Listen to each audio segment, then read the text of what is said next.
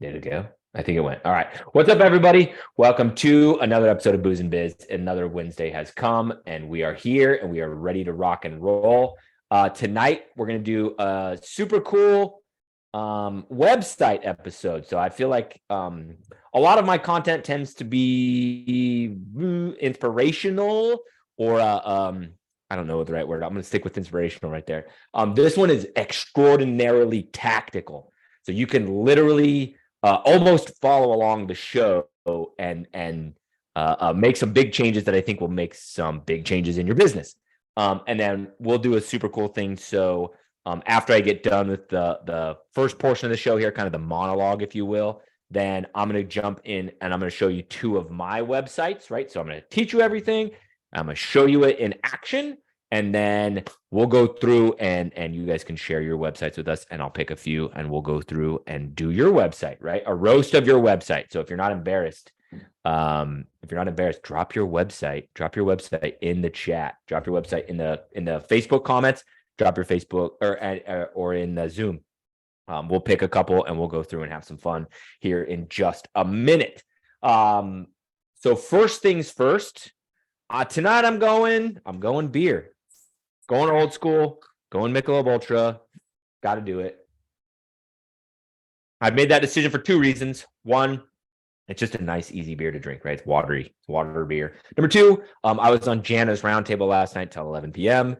So I didn't drink much last night, so I'm not hungover or anything. But I'm kind of tired. I didn't sleep well. So we're going beer. I do have some tequila on deck just in case we get wild later, but we're going beer.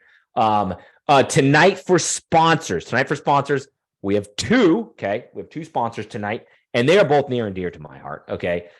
My true passion in life, like, is business. Yeah. It's like, I'm obsessed with business. Like, and I just got told by my wife that I'm spending too much time working and it's just like, I don't even notice, like, I'm obsessed with business. I just love business.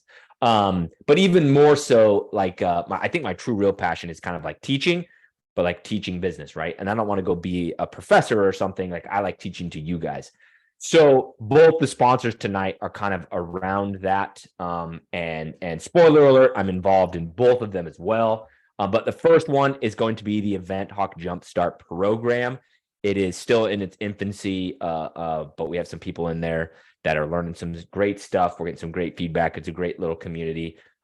So if you don't know what that is, it is hosted by myself, Jana Thompson, and Tariq, the founder of EventHawk, who he's like the bounce house marketing and digital expert.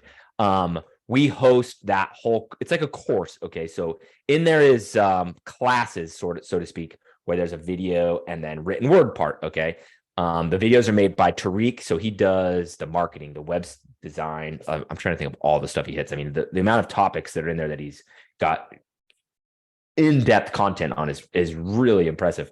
But everything you need, SEO, Google Ads, like everything, okay? And then all the content that I have in there is kind of more like my wheelhouse, right? The hands-on stuff.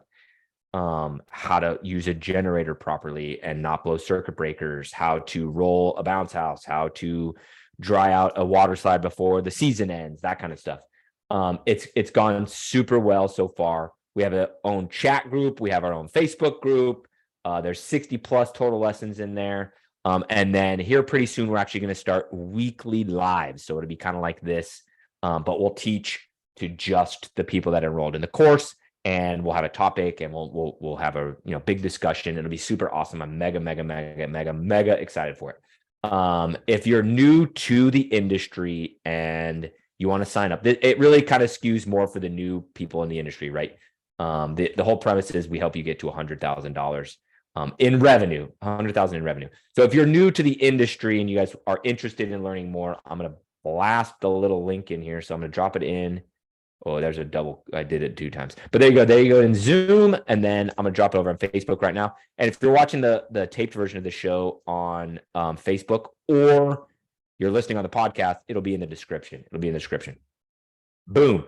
But that is the link to go check out JumpStart. It's super awesome. It's getting more and more awesome by the day. I've got 3 more videos I'm recording for it for my section tomorrow. And then I cannot wait to host the live. That's my jam. So anyway, JumpStart is number 1. Okay. And then Number 2 sponsor is very related to this. Okay. It's for you folks that like to learn in person. I'll put it that way. All right. So kind of big announcement here. Launch of Event Rental University. Okay. This is going to be a marquee 3-day event where we're going to tackle everything in a classroom setting. Like I will be there in the flesh and blood teaching alongside with Justin of Party Rental Knowledge. And we are going to teach you everything you need to know from the very beginning of how to get your EIN, to build your website, to getting bookings. Day 2 will be a hands-on section where we, roll bounce houses and we drive stakes and we play with the dollies, like the hand truck dollies. It's going to be super awesome. Okay. Day 3 is you can buy separately, but it is going to be Tent Rental 101 with the man himself, Adam Keller, aka the Tent Guy on YouTube. It's going to be super badass. On day 2, we're also going to have a foam party section after the hands-on section to kind of teach you if you want to add foam to your companies and kind of how to go all about that. It's going to be super awesome. I'm mega excited. More details will be released here on that most likely early next week. But the dates are already pretty much locked in. It's going to be April 25th, 26th, 27th is going to be in Buffalo, New York. So if you want to come, get planning on how to get to Buffalo, New York, the 25th to 26th, 27th. It's going to be huge. I'm mega stoked for it, dude. I'm mega stoked for it. We're going to have corporate sponsors. We're going to have swag to give away. Fairly certain everybody will be there that will get stuff from me, rolling straps or lashing straps or both, whatever, koozies, jump off shirts. I don't even know. It's going to be badass. So I'm super, super duper excited. So, all right. So there we go. JumpStart and the newly announced Event Rental University. Those are our 2 sponsors tonight. So stay tuned for more details. Okay. So if you guys are, ready to roll, let's get ready to roll. Before we do, please, if you're listening on the YouTube or if you're watching on YouTube or listening on the podcast, make sure and subscribe. Love you guys. Okay, super cool. Let's get rolling. All right, website stuff. So I want to have a little fun and have you guys do me a favor, post your either a screenshot of your website from your phone, like just pull it up on your phone and post a screenshot, or your URL in the chat. Especially from Facebook, I'm going to go through and really try and dig deep, especially on the screenshots. I can give you quick feedback tomorrow after the show on your screenshots. But I want to have some fun. So drop all your URLs and your screenshots into the chat. I'm interested to see them all. And then let's get going. Oh, and before we jump into this website stuff, if you don't have a website, maybe you're super new, or I actually was chatting with somebody on DM 2 days ago that he just hit 50 units, 50, and did not have a website. So that's crazy to me. That's freaking crazy to me. So if you don't have a website, oh look, I even came equipped with my inflatable office freaking koozie. Booyah, baby. If you don't have a website because you're super new, inflatable office is free before you have 10 units.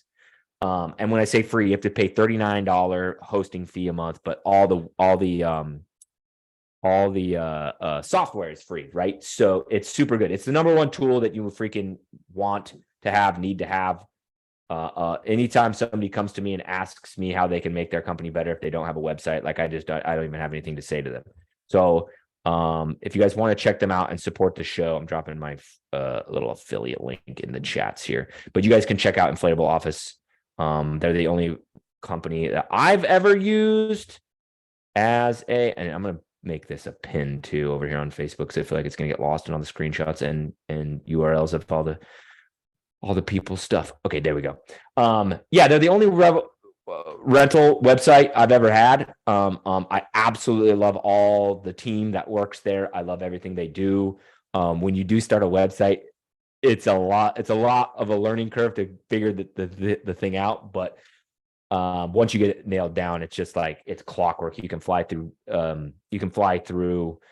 quotes and bookings, and it tracks everything. And I know this year on my damage waiver, I've made $787 this year on my damage waiver because it tracks it all. It's fantastic. So if you don't have a website and are interested in getting an inflatable office website, there you go. You got the link. And you need a website, by the way. Like that's the lesson there. That's the lesson. You need a website. If you don't have a website, you're not on Google. If you're not on Google, what are you doing with your life? Like, if you're serious about your business, get a website. All right, let's jump into some fun website stuff. Okay, so my life prior to this crazy bounce house YouTube life that I lived was I grew up in a management role in a commission-based retail, right? So I grew up in retail. So store design or visual merchandising, as it's called, was in my blood, right? Like where you put the products so they sell better and the right time of year. And I grew up in shoes, right? So the right time of year to put the Uggs on the front table or the right time of year to put the sandals on the front table, like all that kind of stuff. What goes in the window, just that, all that design I absolutely loved, right? But when it came to designing my first website back in 2017, like there's all this fancy internet lingo that was a bit daunting. I didn't know anything about that. So I wanted to make sure my website was set up to sell, except for I had no idea what to do. And I almost had to like learn all the goofy language, the internet language, then figure out what to go do. Okay. So as I built that website, my old school retail mentality was just kind of like asleep at the wheel. So fast forward to literally 2 years ago, 2021, I was actually on a live, like I guess a webinar that Tariq from Event Hawk was doing.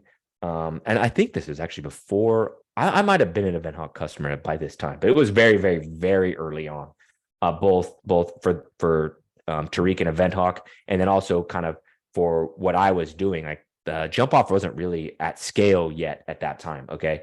But anyway, he's doing this live show and it's about website audits, I think is what it was called. And he drops an analogy that changed my freaking world in an instant. Okay. What he said was, think of your website like it's a store that a customer would walk into. That's how you want to make sure you have it set up. I'm like, oh my God, dude. It instantly was so clear and obvious to me from that point on, because I already had all that stuff living in my brain. So what I want to do is use that analogy and let's build a website together right now, metaphorically speaking, but treat it like it's a retail store. Okay. So first things first, on your retail store, where is the sign? Okay, it's right above the door. It's big. It's lit up. It's professionally made logo, right? It looks great. If you can believe this or not, though, only like a third of the people even see it. And that's like my gut making up a statistic there. But I worked in retail for 16 years. You'd be shocked the number of times you have a customer that says, wait, where am I again? And they like poke their head out to try and see the front sign. Like after you interact with them, after I would ask them like if they wanted a size in a shoe, they'd ask where they were again. It was wild to me. Okay. So on our website, we have that same thing, right? We have our big fancy logo in the header that not a lot of people see or care about. Okay. Until, and this is kind of a little bit of an offshoot here of the website thing, but until you've built up a brand where that logo matters. Okay. And that's like an operational thing and a marketing thing and everything, but I think it's worth stopping on. Okay. So when you think branding, think Nike. No. Think Mercedes. Okay. You know that little logo, it's like the peace sign, but like an upside down peace sign, I think. But you know what it looks like, right? You just know what it looks like, and you know it means Mercedes, and you know it gives you a feeling, right? Whether that feeling is luxury or whether you think people that drive Mercedes are douchebags, maybe it gives you a negative connotation. But either way, right? That Mercedes symbol means something, but that's because of how well they've executed over the years, right? And that symbol is the little peace sign thingy, right? It's not a car. Okay. I would actually venture to say that even though Tesla is what it is, right? They kind of came into the market like a juggernaut and have just taken over the EV space. I don't think I could put the Tesla logo on a screen and have 50% of people know what it is. Like Tesla doesn't even have it yet. It takes time. Okay. But branding is just doing the things that make your logo matter. Okay.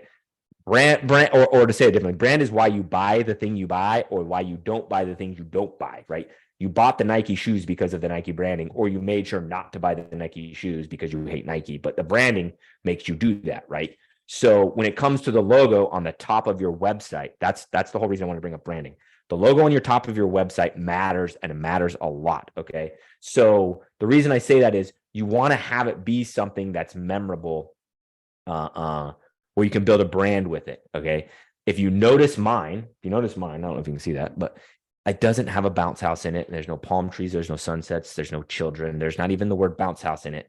But that's because I set out on the hard ass path to go build brand. Okay. I wanted my operation of the company or my execution of the company to tell the story to where I have to work really hard to make that mean bounce houses. Okay. So all that, right? That whole branding thing is probably an entirely different episode, but that's our sign, right? That's our sign above the door. Okay. So you want to make sure that that logo that's at the top of the website has that kind of potential to make a connection with the customer. You don't want your customer to be the guy that's poking his head out going, where am I again? Right? You want that logo to mean something. Okay. So after that front sign, okay, at the top of our website, next in our little retail store here, we have to do something when the customer walks in, right? There's something we got to do when the customer walks in. Think Jimmy John's or Love's the truck stop. What is the thing they always say to the customer when they walk in? Welcome to Jimmy John's, right? The whole freaking staff yells it at you. Or if you walk into the truck stop, usually the person working the front desk says, welcome to Love's, welcome to Love's. Like if you're in Love's for like more than 4 minutes, you hear welcome to Love's like 99 times. Okay. They literally go out of their way to tell you where you are. Now, you already are very well aware that you're at a sandwich shop if you're at Jimmy John's, or you're at a truck stop if you're at Love's, right? Because you came there for a reason. Love's, the building's obvious, like what it is, right? This is where things get different from our store to our website, all right? The internet's a little different. You actually have to tell them both where they are and what it is that you do, right? So think about it like the reason is because they're clicking around, like they're just kind of clicking around, and they're generally very undereducated on what they're doing or what they're shopping for, right? They don't know anything about bounce houses or water slides or foam parties or anything that we're offering, right? Table, chair rentals. They don't know anything. Okay. So it needs to be like this when you walk into Jimmy John's. Welcome to Jimmy John's, where we make freaky, fast sub sandwiches, right? Where are we and what do we do? Okay. So on our websites, we need to convey that same message. Welcome to the Jump Off, top rated bounce house rental in Madisonville, Covington, and Mandeville. I'm telling them I operate in a city where you are, and I have what you're looking for, right? It's a little, it seems a little weird at first until you change it to your website to do that, and your website sells more things, okay? This part of your website needs to be the most prominent thing at the top of the website. Top of the website, most prominent thing. Where you operate out of and what it is that you do, all right? So do me, if you guys would, do me a quick favor, unless you're on your phone now for the Zoom or the Facebook, take your phone out and go to your website. Go to your website. David Wagner says Waffle House. I don't eat there, bro. They say that when you go to Waffle House? I don't know.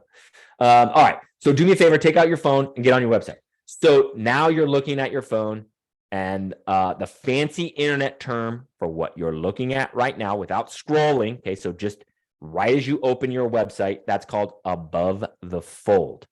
It's an old school front page newspaper term. Okay, so think of a newspaper, right?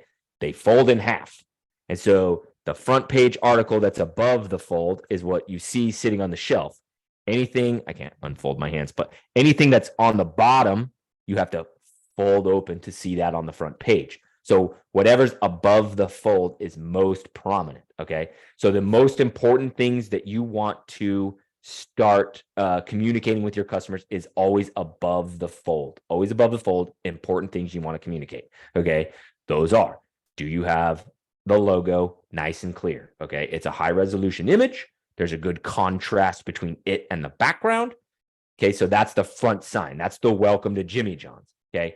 Next is the most obvious thing that you see right now, which is the most obvious thing you should be looking at right now on your phone, on your website, is where you are and what you do. Does it say that you're in Cedar Rapids? And does it say you're the best bounce house company, or the newest bounce house company, or the cleanest bounce house company? Cedar Rapids bounce house rental, okay? This tells your clueless wandering shopper that yes, we are in fact the place you want to give your money to, okay? A couple other things you want above the fold. A phone number. No, nobody's going to call it, okay? But it's a good signal that you're real and legit, okay? And please have it be your proper area code. There is rental companies near me that have the wrong area code. We're in 985. They have a 504 area code, which is proper New Orleans, but it's misleading when you go to a website and the area code does not match. It's weird, right? So have the phone number, make sure it matches, and just post it on there so people know that they can trust you because you're real, right?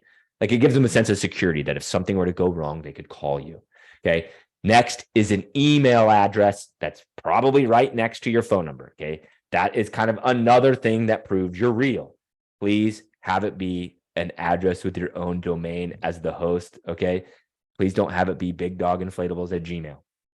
Gmail's okay to talk to your friends with. Okay. But you want my personal info and my credit card number? No, big dog. I'm just going to go somewhere else. It looks a little more real, a little less scammy. All right. What about Yahoo? No one ever complains. Of course they don't complain. They just left. They just ghost you before you can talk to them. Okay. Well, mine's Nick. Mine's at Hotmail. Oh God. So we're going to steal their car? No. Okay. So fun fact on email addresses. The Jump Off literally didn't have an email address until I got a website, because the notion of anything but info at whatever my URL was going to be was so outrageous and unacceptable to me. I'd rather drive the invoice to the building or buy a stamp to send it there. That's not a lie. That's not a lie. The first website I built in 2017 was a personal blog of mine, personal blog. I spent money that I, at the time, like, right, I had money at the time, but I didn't have money to be spending on email addresses. I spent the money to get an email address with my own domain in it, even though to this date, I've still never made $1 off of that site. And now I changed the URL. So I have to have the original one, okay, which was originleadership.com. I was going to make a consulting agency. It didn't work out. And now it's just nickglassett.com. So now I pay for two, Nick at Origin Leadership and Nick at nickglassett.com. Okay. You're here. You're on my show. So you guys know what I'm talking about here. Okay. That being said, my favorite thing about entrepreneurship is that you can do whatever you want to do because it's your company. So, and I have to fully respect that, which I do. So if you want to have a Gmail, hell yes, do you have a Gmail? All I'm asking is please take what I'm saying with a level of seriousness, because it's not something I'm just saying in jest. Yes, I'm making jokes about it, but I made a Facebook post the other day that had people arguing against me. And I've asked numerous entrepreneur friends that are not in the bounce house business. They all side with me. I'm going to leave it at that. All right. If you want to get your own, an email with your own domain in it, okay, it just helps you at the top of the page look more professional. You look real. You look legit. Okay. It's actually pretty easy. If you have Inflatable Office, you can literally do it in Inflatable Office. It's not hard. I just started a second one because I hired an admin to do my booking for me. So she now has info at itsthejumpoff.com. So I have Nick. I've started Nick at itsthejumpoff.com. Okay.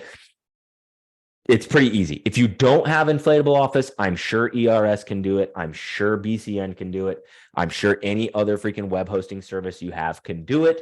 And if they can't, you can actually still do it through Gmail. You can just go to Gmail and just get your own domain. You have to prove it's your domain. I don't remember how you do it. Okay. I haven't done it that many times, so I can't walk you through it or anything, but it's just not that important. Okay. That being said, it does not make your life more difficult. It all goes right here. It all syncs to my phone. Okay. My mail app on my iPhone has 6 email addresses that point at it. 6. Okay. On my MacBook, same 6 go to the mail. So I just check it all in the Apple Mail. All right. It's super easy. It's very important. I can't stress this enough, but if you don't want to do it, just send me the bird finger emoji in the comments and tell me to F off. All right. You know, I love you. All right. So after we have all of that stuff on our store, right? So that's all very tactical stuff, right? Signs, telling people where they are, telling people what we do, all awesome. Okay. We need, probably the most important thing is the stuff they can buy. We need to have the product on there. Okay. So you probably have a menu across the top that has the important product information, right? The inventory. Okay. That's on a computer or an iPad. If you go on your phone, it probably turns into a hamburger menu, right? The three little lines. Okay. Totally cool. Totally cool. Human beings know what the three lines do. They use them all the time. It's not a big deal, right? Okay. You hit those three lines and down drops the categories. This is worth stating here. Please make this part as simple as possible. If you list out your entire inventory in the hamburger menu, it's like me asking the lady behind the counter if they sell Converse, and then she just comes out the back room with every color Converse they have in a size 10 because she guessed that I wore a size 10, and I actually wear a size 9 in Converse. We don't need to give them 20 options when they hit the menu, right? A simple redirection to the area of the store that sells Converse will suffice, right? We can start a conversation about Converse if we want to. Oh, I got bird fingers in the Zoom. All right. But right, we don't need to overwhelm them with that stuff. Just let them know where the Converse is sold, right? So just the inventory overview is totally fine. All right.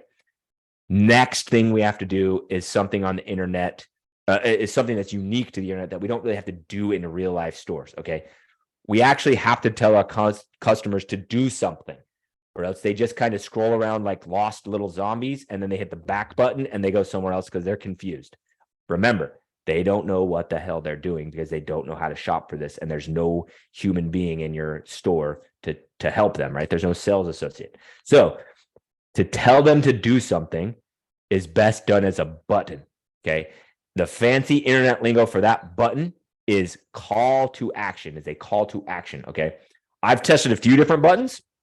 I'm not a big web design guy, so I tested two, and the second one worked best, okay? Tariq, however, has tested many, and so I tested what Tariq suggested and loved it, so I stuck with it, okay? So what gets the most clicks for the call to action button in my opinion, and that's because of what Tariq has taught me, is a button that takes them to a coupon, okay?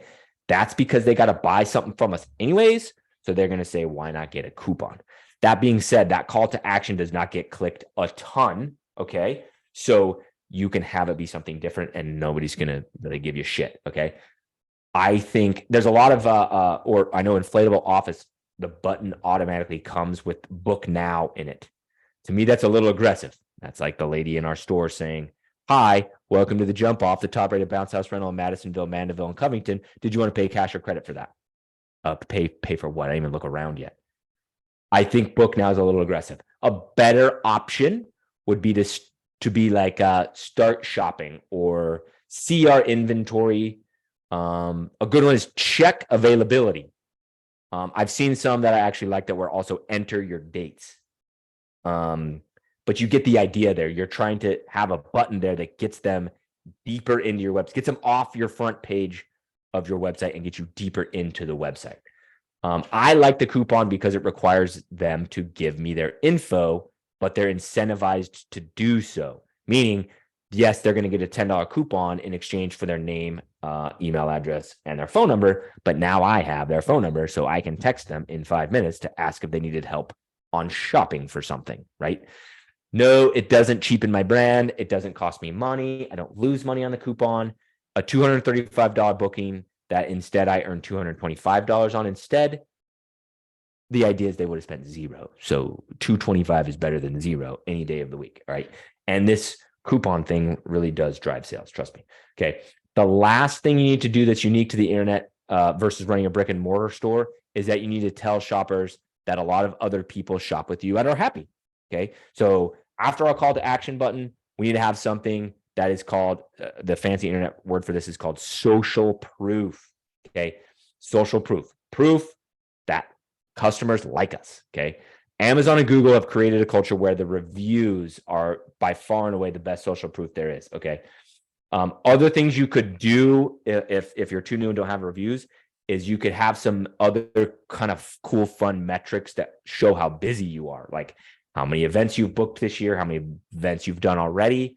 A kind of a cool one I thought of would be to have a little thing that pops up that shows how many delivery miles you've driven, right? Because that's going to be a huge ass number. And people are like, oh man, they must be busy. They've driven, 4,800 miles already this year, right? You're just trying to show them like, we really actually are busy. We really actually are a real business, and people really actually do like us. Okay. Basically, you have to prove that you're as awesome as you say you are. Okay. Now, the best way to do that, as I said, is reviews, most specifically Google reviews. Okay. So if you're running an inflatable office website with WordPress, you can do this pretty easily. You go into the back end of WordPress. At the top, you click website and it says admin login. And then there's a plugin that is a Google review plugin that you tell it who you are on Google, and then it pulls reviews from Google and shows them to the customer, right? So right there, boom, done. Okay. I bought a fancy version that scrolls through my reviews and has like a little header thing because I'm annoying and I like fancy things. So I pay for it yearly. But that social proof, you should get on there ASAP. Everything I'm doing, you should do ASAP, right? But that social proof, you should get on there ASAP because it's a prominent thing that helps prove you are awesome, right? This is actually now also the part of the show where we're talking below the fold. Okay, so that Google review widget will probably almost certainly be below the fold. You just don't have enough room on your phone to have all this stuff, right? So Google review, probably first thing below the fold, okay? i.e., if they scroll a little bit, first thing they see, okay? In a second here, we're going to do some in-person website stuff. So if you guys didn't do it already, you want to put your websites into the chats, we'll pick a couple and we'll go roast you. We'll teach you guys up using some real websites. But there's two more points I want to make here. So first is that when you guys edit your website, you're probably on a desktop or a laptop, almost certainly, right? The problem is nobody shops from their laptop. They're all on their phones. Everybody's shopping on their phones. I tried to look up my stats today and couldn't remember where to find it. But last time I checked, it was like 83% of my shoppers are on a phone. 83% of my shoppers are on mobile. I was having a conversation in Facebook Messenger with somebody the other day. Don't remember who it was. Theirs was higher. It was in the 90s, the mid 90s of their shoppers are on a phone. Okay. So when you're making your website on a laptop, it looks far different than when it's on a phone. So you need to make sure when you're editing your website that it looks good on a phone, not on the website, not on the laptop you're building it on. Okay. My first website, that blog I built back in 2017, I had to have spent over 40 hours tweaking that thing, right? I was learning the lingo. I was doing everything to learn it all. I got it set up almost perfect. There were some things I couldn't figure out how to move, but it was almost perfect. And then I pulled it up on my phone and it was a mess. Everything I needed was not in the right place and I had to redo it all. So do yourself a favor, format it to the phone while you're building it. You can do this a couple different ways. You can just grab the edge of your browser and shrink it, and then that'll look like your website, right? And you need to have a separate browser open. So you're editing on this browser, and then you have a skinny browser open over here. So then you can refresh and see what it looks like. There is also a cool thing you can do on Google Chrome that I'm going to show you in a second, where you can tell it to show me the mobile version of your site. It works really well. The other thing you can do is just have it up on your phone. It generally works better to go into incognito mode on your phone, and you can just refresh, right? And you see those changes live. I did it with mine today because I went and looked at mine for this show, and there was something actually I didn't like about mine, so I changed it. And I just do it by refreshing on my phone. But that way you're optimized for mobile. Okay. Now, the last thing we're going to talk about here in our new store, aka our website, is something that is obvious as hell if you open a brick and mortar store, but it's the complete opposite when you open a website. It's the last thing you think of. Okay. This is the first thing you need on the day you grand open your store, right? Your brick and mortar store. An employee. Okay. An employee. So you're not just going to do all this work to open a store, run the gate up, and walk away hoping people give you money. Like, it's just not going to work like that, right? You got to have an employee in the store waiting on customers. Okay. So wait, how do I have an employee on a website? Good question. So the sales associate, that person is a sales associate, right? The fancy internet lingo for that sales associate on your website is called a funnel. Okay. This means it prompts people to interact with you so you can sell them things. Okay. It's basically that person that stands in the store that goes, What do you need help looking for today? Did you need to try a shoe on? What size do you wear? Okay. It's the sales associate. Okay. The best funnel in the entire world for websites, as far as I know, is without a doubt high level. Okay. High level or go high level. When I was on the Blocks, that entrepreneur reality TV show I was on back in January, the number of people that are successful that use high level blew my mind. A lot of people on the show had a bunch of other shit I have never heard of. All the people that were doing big business knew high level and knew it well and in depth. Okay. It's now common practice in the bounce house industry, in the inflatable industry, to have a funnel on your website. Okay. They're all built in high level. It was unheard of 2 years ago, but now it's totally common practice. Okay. It doesn't matter who your website provider is, or if, as long as you have IO, BCN, or ERS, you can get yourself a funnel. Okay. Event Hawk is kind of what caused this whole freaking change to happen. Okay. A funnel, though, is not a coupon. Okay. A coupon is a coupon. A funnel is not a coupon. A funnel is not a pop-up. Okay. Funnels are generally best utilized as a pop-up that offers a coupon. Okay. But a funnel is a way for you to find out what to get your customers information from them, so that way you can engage with them and sell them. Right. It's the same thing as the sales associate. Right. If you ever go, if you're a big chefy type, right? If you like to cook and you go to cooking websites, every single cooking website ever has a box that pops up that asks you if you want to get delicious recipes delivered to your inbox or whatever. If you put in your email address, you get like a welcome letter, and then they send you one recipe a week for corned beef hash or whatever. But they also send you emails trying to sell you shit because you put in your information, you got inside their funnel. Okay. A blog will have a pop-up that offers you a free giveaway. You're trying to learn how to be a good woodworker and you go to woodworking.org. On there, they're going to have, get our free checklist of the 10 woodworking tools you can't live without. And you're like, I need these woodworking tools, right? You put your stuff in, boom, you're now in their funnel. They send you the little download, right, of the one-page report of the 10 tools that you need and where to buy them. And then they start sending you other shit, trying to sell you plans for a raised bed flower box. And they're trying to sell you shit because you got inside their funnel. Okay. I have one on my store. How do you think I have over 600 people on my email list for my Thursday email? They got inside my funnel. Okay. At the bottom of my emails, I'm very, very low key about the selling, but I'm trying to sell you shit at the bottom of my email, right? They're inside my funnel. If you don't have one on your website, that just kind of means your store is open and you don't have anybody working in there. So I do have a great relationship with Event Hawk. We do a lot of stuff together, and I literally have every product and I pay for them all too. So don't think of this as like I'm getting stuff free. I absolutely love everything they do. They've really helped me scale my business. I absolutely love them. I have a link. So if you don't have Event Hawk, I have a link where you can save some money. If you sign up with Event Hawk through my link, you can save some money. So if you guys are interested in that, please just let me know. I'll send it to you. I'm not going to spam it here. And for those of you on YouTube and the podcast, it'll be in the description. But if you guys are interested in that, just let me know.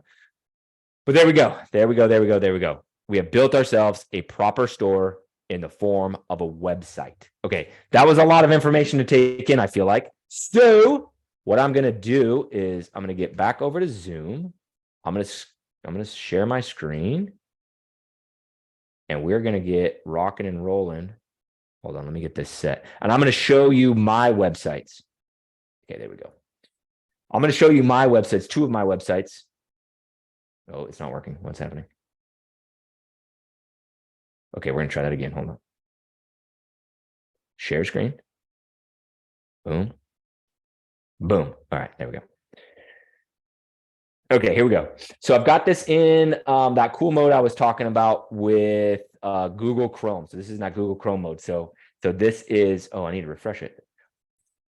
I'll refresh it in a sec because this is good information. So I opened this up to get this ready for the show yesterday when I was doing show prep, and I didn't like this. I didn't like it. Like once I started looking at it, right? It's your own website, so you look at the fucking thing like 9,000 times a day, and it's a pain to edit. So it kind of goes by the wayside. So as I'm doing show prep yesterday, getting ready for this episode, I realized I don't love this. Okay.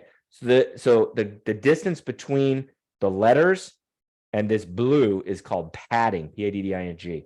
and it's way too big. I'm like, why? I don't need that much blue. I do not need that much blue, right? And because of the area that I live in, like I don't just live in Kansas City, so it can't just say top rated bounce house rental in Kansas City. Be so much better. But I got to say all these freaking cities. Okay, so let me see if I refresh this, if this will work. But I changed it after I pulled this up. Sorry, I don't ever use Chrome. There we go. So let's see if it loads correctly here. But what I did was I went in and I reduced the padding, so you'll see less blue. And then I made the coupon less wordy, the little like tag for the coupon, way less wordy. It's coming, it's coming. So it's kind of a subtle change, but so now there's less blue. I could probably reduce the padding even more. And then right here is simpler whenever this will freaking load. When I'm streaming, this is super slow. So this is hoping this episode goes well. Or I guess this part of the show. But once this loaded up on my phone after I changed it, it didn't just say North Shore's best, because this says North Shore's best bounce house rental and water slide rental. There's my funnel. There we go. So there you go. So now that's what my website looks like on a phone. Oh no, sorry. I'm scrolled a little bit. So on the phone, it actually, you can see that to bounce house. It looks like that on a phone. Way better. I like it way better. But let's go through everything I just freaking said. Okay. So you've got the phone number with the correct area code. Love it. You've got my web address right there. info@itsthejumpoff.com. Okay. The book now button I didn't mention. That's a good little thing to have just in case, right? Every now and then somebody walks in the store and says, I just need a size 10 in these Vans. Let me get out of here. Okay, cool. If they already know what they're doing, they got a book now button right there. Okay. Then we got a logo. Then we got our hamburger menu. Okay. Top rated bounce house rental in Madisonville, Covington, and Mandeville. The first thing they see right as they walk in the store, you got the sign, you got the greeting. Okay. Then I changed this to where it just says save money, and I got emojis. I think it looks great. It just depends on how often it gets clicked, of course. Okay. Then I got my check for coupons button that loads out to the page where they got to put in their information to get the $10 off coupon. And then I was super stoked after I reformatted it. It says North Shore's best bounce house. They'll fill in the blank, right? I don't need it to be the whole thing. They'll fill in the blank. Okay. So then let's scroll down. So now we are below the fold. And what do you see? Check out what our North Shore customers say about us. I'm gonna note here. I tell you the exact cities I'm in. I tell you where I'm at. And this word is very synonymous with where I live, right? Everybody that lives here calls this the North Shore. Everybody knows what that word means. Then you scroll down, and then again, I hit you with where I am. Check out what our North Shore customers say about us. 3 freaking times I've told them where I am, and 2 times I've told them what I do, right? And I've scrolled just barely, okay? Then they see the overview of my rating, 5.0, 165 reviews. There's a review button. I don't know why, but whatever. And then here's my reviews, and then it'll go, right? And just scrolls automatically. I'm not touching anything. It scrolls automatically. Okay. I'm going to keep going just to show you. I decided to put in another piece of social proof on the off chance they get to here. The people don't scroll very far on your website. You'd be shocked. However, I decided I have a great asset in a YouTube channel. So I said, we're one of the top educators in the inflatable industry. This links out to the YouTube channel. This also links out to the YouTube channel, right? I just took a screenshot of it. Super easy. Okay. Then we have our inventory. Cool. Now they can buy stuff from us. And then nobody ever makes it this far. But just in case they did, I added another piece of social proof. We're also a supplier of inflatable tools. Boom. Check out the store. I actually put that in there more for you guys. This right here refers more people to the store than any place else on the entire internet. I found out people were coming to the rental site, or maybe they're just finding the rental site to buy rolling straps, to buy lashing straps. I'm going to start selling blowers. I'm going to start selling vinyl cement is on the way. HH66 vinyl cement is on the way. Got all sorts of cool stuff. But that's more for you guys, so you guys can get to the store. All right. And then we aim to be the best, and then a bunch of words nobody reads. Okay. But there you go. So there's my rental website. Okay. Now I'm going to show you the store website. Oh, and it broke on me. Oh, no, that's good. That's good. I need to show you this anyway. So check this out. Here's how you get over to that little cool thing I was doing. So I think it's this menu. And then you come down here to more tools. And then you come over here to developer tools. Where did it go? Oh, there we go. It already went. Boom. Now we're in in mobile mode. So this is the website, what it looks like on mobile. All right. Now I am missing a few things on my store website. I know I don't have an email and I don't have a phone number. Okay. There's reasons for that. I don't want to go into them, but I decided to omit them from the store. Okay. But you've got making life as a bounce house entrepreneur easier. Okay. You've got the rolling straps, and then you've got lashing straps with the little, right, the white vinyl that everybody loves, logo, hamburger menu that links out to the catalog. Boom. You can see everything you want on the catalog, right? I follow the same premise on this, and I already closed my my funnel. My funnel already popped up. You probably saw it. Okay. It's powered by Event Hawk, aka High Level. So it's great. Okay. High quality bounce house tools. Nick Glassett creates them and tests them in his own rental company, right? It's the same flow. It's the same flow. There's the funnel. All right. But tells you where you are, what we do, what you can expect, right? I name drop myself. I don't know. It felt like a good thing to do. Okay. Keep coming down. Here's instructions how to use rolling straps. Here's rolling straps, lashing straps. This is a pretty simple website because it's just a simple little online store, right, to sell the stuff. But there we go. Website design is ready to sell. At this point in time, let me get this out the way and then get back over to Zoom. Sorry. At this point in time, I kind of wanted to open it up to see if there's any questions from anybody. I feel like that's a lot to kind of cram into a short period of time there. I have no idea where Zoom is. Just being real with you guys. I don't even know where it's at. Such a bad host. Function F11. No, Zoom. Oh, here we can hit this, I think. Get me out of here. Stop sharing. There we go. We did it. All right, cool. Does anybody have questions? And if anybody's talking, I can't hear you, let me know.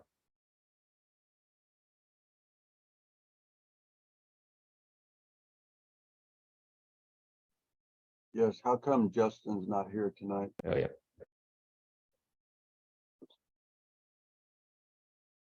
Hang on, Mark. I can't hear anybody. Can you hear me? There we go. Gotcha. I had to unplug my mic, so my mic is now a fossil. It's just here for fun. Hey, Nick, this is Adair from Biggie's Bouncers, man. Sorry for the road noise. I'm driving right now. My question is to you: how did you get that email of like, what is it, Nick Glassett at info, whatever your email was? How do you create that, man? Do you have inflatable office?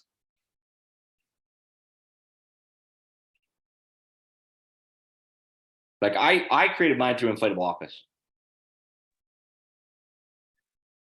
You just create it through your Gmail, through Google, like Google Business, and you can create your own. You just gotta link it to your domain.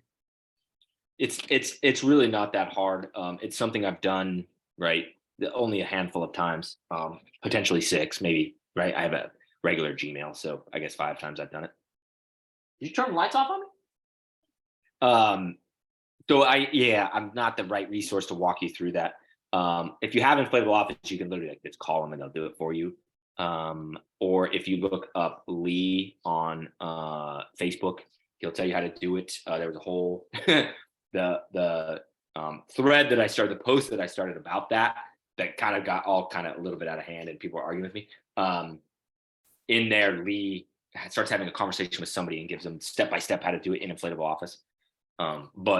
But it's not that hard. It's not that hard.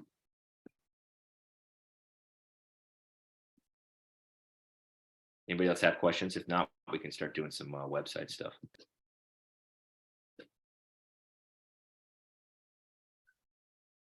Oh, here. This is good.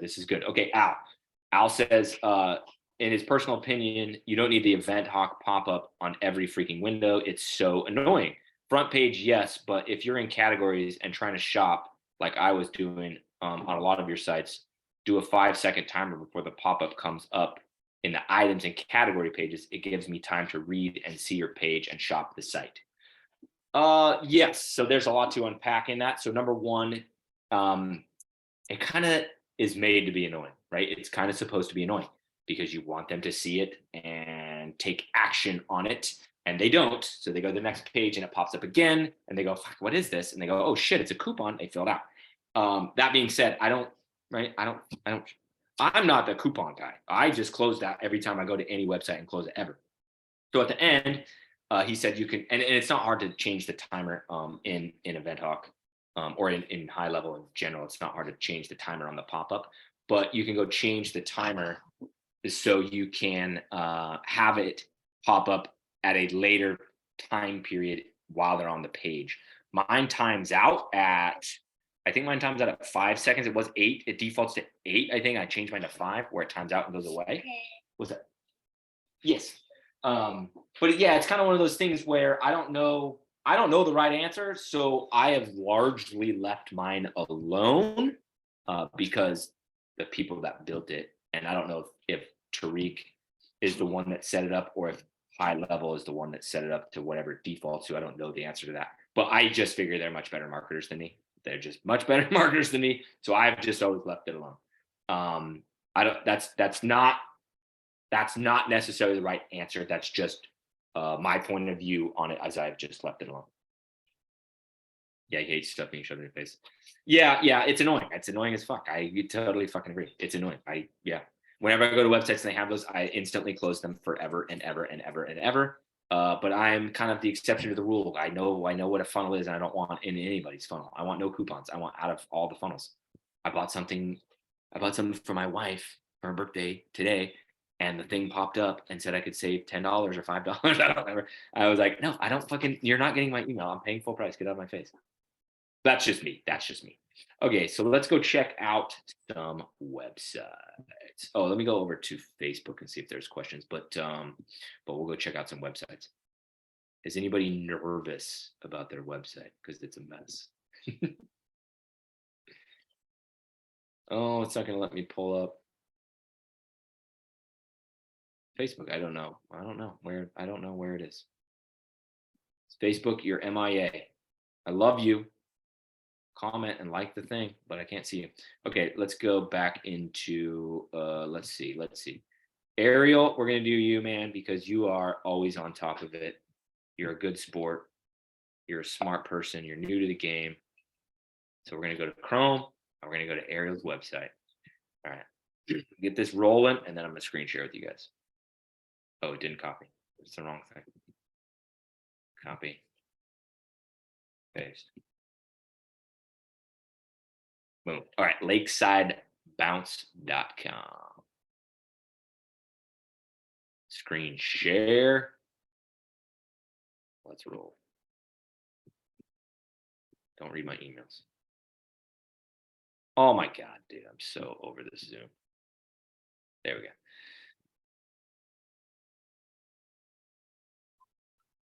Okay, there we go. Oh, you cheated. I already told you this the other day. Okay, so, this is cool. I like this. So instead of the actual phone number listed like mine, like you just got the little buttons. Like people know what that is. It's kind of sleek looking. And then they're not gonna use it anyway. Okay, you got your button for the guy that wants to get out of there. Yeah, it's different on the desktop version. So on the desktop version, it has a number. Oh, that's cool. I like that. And then the Facebook symbol is different on the desktop version as well. Yeah, that's cool. Yeah, then you've got bounce houses, water slides, slides and combos, games. I've always changed mine to water slides. I don't know why Inflated Boston calls them water rides. I did it very early on out of whatever preference, but also out of SEO. I'm like, I don't think anybody's searching water rides. I don't know if that matters. I'm just kind of throwing that out there. Okay, then you got super awesome looking logo, dude. Nice and clean, Lakeside Bounce, cool. And then we're in Kansas City. Yeah, so you decided to do Metro, huh? Because you're not like in proper KC, that's right? Yeah, I'm not in Kansas City, but so I am actually 40 minutes north of Kansas City, but I kind of service all metro area. Yeah, it's probably the right move. Like I went back and forth so many freaking times with what I had in mind. Because I wanted to have the city names in there for SEO purposes. I could just say North Shore and all my clients would know, but I wanted to have the city names in there for SEO. Again, I don't know if it worked, but yeah, here you can drive an hour and be in Kansas City Metro still. Yeah, I was there in January. It's a big place. Yeah, so this is that. Oh, that's funny, bro. Yours is the same as mine. Joel A. Yeah, it's the same guy. So Because that's it's fake, Nick. I'm waiting for you to remove it. that's It's funny. the one IO automatically puts on our websites that you can Yeah. just take 2 seconds to delete. I will totally take I'm that. working on doing the Google reviews one there yet, but I haven't gotten to that part yet. Yeah, I'm so busted. I totally have that. But yeah, the little Google reviews widget in WordPress. I wish I remember the name of it, but I don't remember the name of it. Yeah, I It's a little haven't had a cool. delivery yet, so it's kind of hard to do Google reviews, you know? Oh shit, yeah, definitely. Yeah, so yeah, bro, looks pretty freaking good. Yeah, especially if And you for have you, leave Joel there. Yeah. You get a pass on our boy Joel. Yeah, my first delivery is on Sunday. I have 2 deliveries on Sunday. Nice, dude. Nice. That's super cool. All right, Al, we'll do you. Let's see. All right, let's get Al. So Al's Funhouse.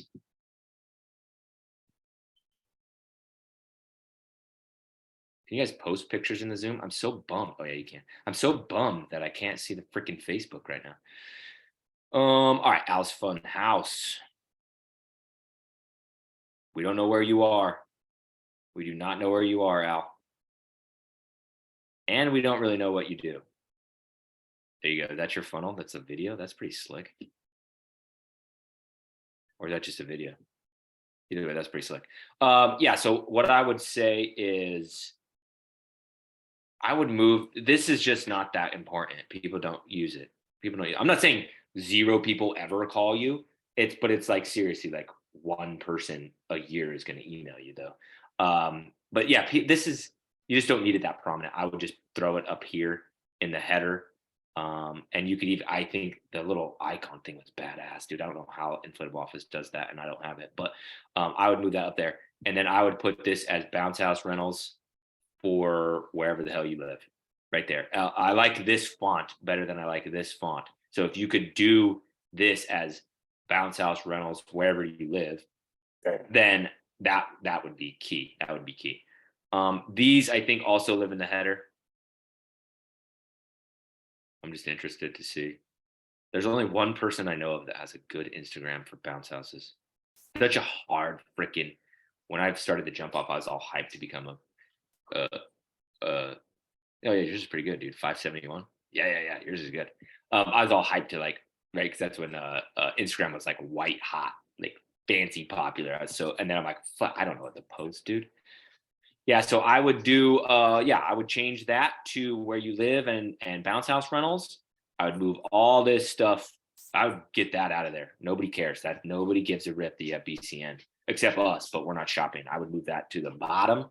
Last thing you see at the very bottom.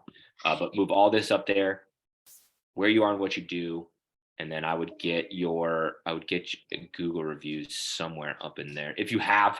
I don't know how established you are. You have 510 followers on Instagram. You got to be super established. So I would get that right there. Maybe here, right? Because this is a good picture. Yeah, there you go. Girl, you breaking my stuff. All right. Who's up? Hey, Nick. Yeah, BCN templates, you can't, that's the only downfall about them is you can't really customize a lot of the stuff. Like really? ERS, yeah, no, ERS and IO, I will give them the benefit of a doubt. They can really go in and put things where you want. With BCN, there's about 150 templates to choose from. And you pick what's the best looking template. Because I love BCM, don't get me wrong, but they have some really bad templates. Like I would say you can custom it. You can custom your own template. You just gotta let them know what you want removed or changed, and they'll do it. Freddie, what is yours? East Coast Inflatables at AOL, East Coast Inflatables LLC. .com. Yeah. All right, let's check another BCN site. Yeah, because I was on your site a couple weeks I ago. thought he said East Coast Inflatables. Oh, am I wrong? East Coast. Oh yeah, that ain't it. East Coast. Inflatable. Inflatables with an S. LLC.com. All right, got it. Let's see if I got it right. But yeah, I was on your site because you had said something about the pricing of our water slides, and then somebody cut you off, and I was like, oh, I don't know what he was going to say. So the next day, I actually went and looked, and we were pretty similar on cost of water slides. Yeah, so that's kind of a bummer that you can't put that you're in freaking Miami. Like you can't put that you're in, or I know Miami's a big ass place. You're not in like proper Miami, but like you can't put Dade County or whatever. Like you can't throw that. No, anywhere. I'm in West Palm. West Palm, that's right. Yeah, See, you what I scroll did down- love was that you could, I don't know, with a lot of ERS sites, you can put your actual Google widget. You can't do that with BCN sites. Like nobody, because they charge when you sign up. It's of course the 100, the fee, and then the 100 a month. But if you want to do it custom, I think he charges like 500. And then even at that, you still kind of got to do a template, and they can move things around. But I remember when I tried moving things around, and it just depends on who you got too with the support tickets. But yeah, there's a lot of things that I did like more. You have more flexibility with ERS and IO, but BCN is more templated and stuff Did like not know that. that. Yeah, because I know Justin's is. I think this Justin's is full custom. Yeah, I think you're right. But he at least has this, so we don't see Buffalo. I don't know what's loading here. My computer runs really slow when we're streaming, especially because the kids are still awake, so they're probably on iPads or whatever.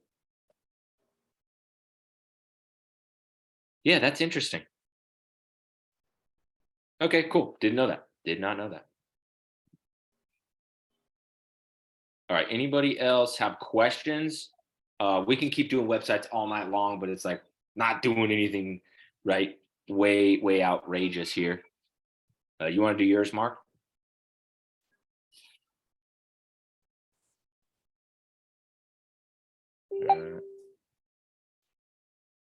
I've been to all these websites on Safari, but I don't ever use Chrome. That was it? Yeah, that's it. Yeah, boom, there you go. So, oh, come on, scroll. See, one thing that Mark has is the freaking cartoon character, dude. I love the cartoon character. If I did it over again, not that I don't love the name, the Jump Off, right? It's like near and dear to my heart. It's my first child. But I would probably name the company something where I could have a cartoon character. The example I was using the other day when I was talking to, name has slipped my mind, but new operator that's in JumpStart. I was back and forth with them. They're trying to name their company right now. The example I gave was Zeus. I'm like, bro, Zeus Party Rentals, and I can have a big freaking Zeus throwing lightning bolts. Like, right? I don't know if it's trademarked. I don't know, but that was just the kind of the pop to my head. I love the. You could still create a little mascot per se. I have one. Yeah, I've totally thought about it because I would love to have the little cartoon character.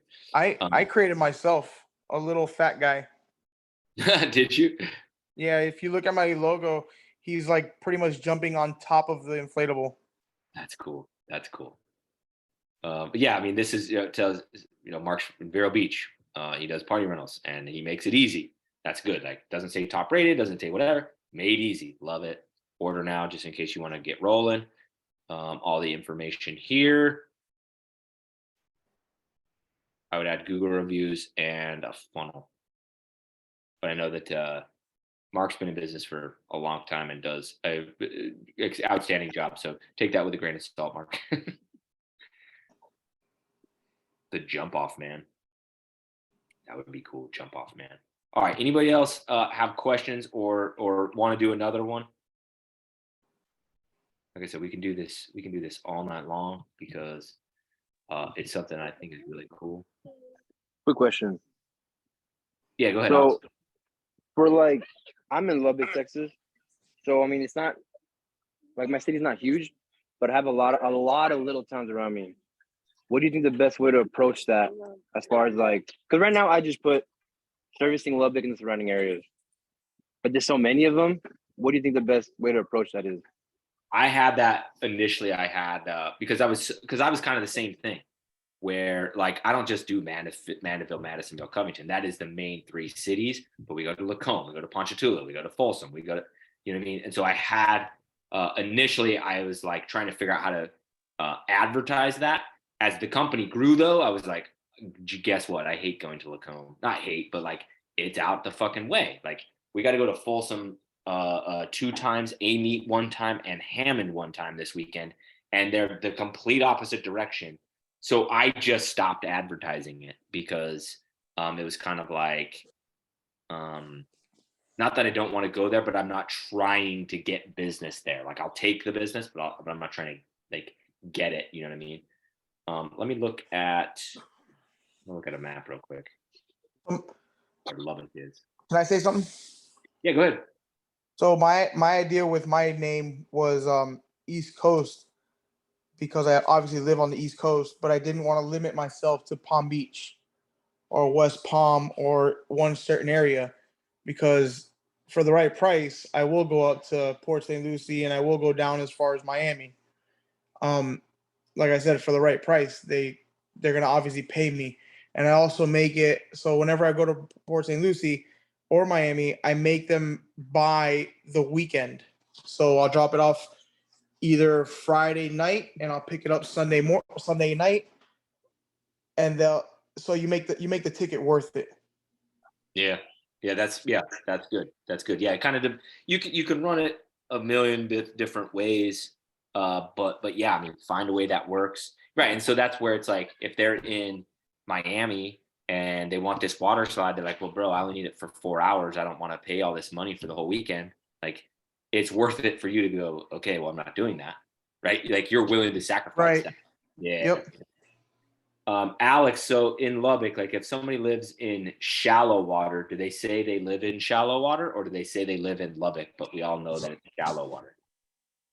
No, they'll say like shallow water. Like usually on my event hawk, when they're texting me, the first thing they say is like, well, do you service like Anton? Do you service, like farther out cities? And I'll tell them like, yeah, just go ahead and get a quote. And then if you're happy with the distance charges, then I'll go ahead and deliver it to you. But I guess the way you explained it is like, I'm still kind of like small. So once I get bigger, I'm sure it'll get a little more of a hassle to go out 45 minutes for delivery.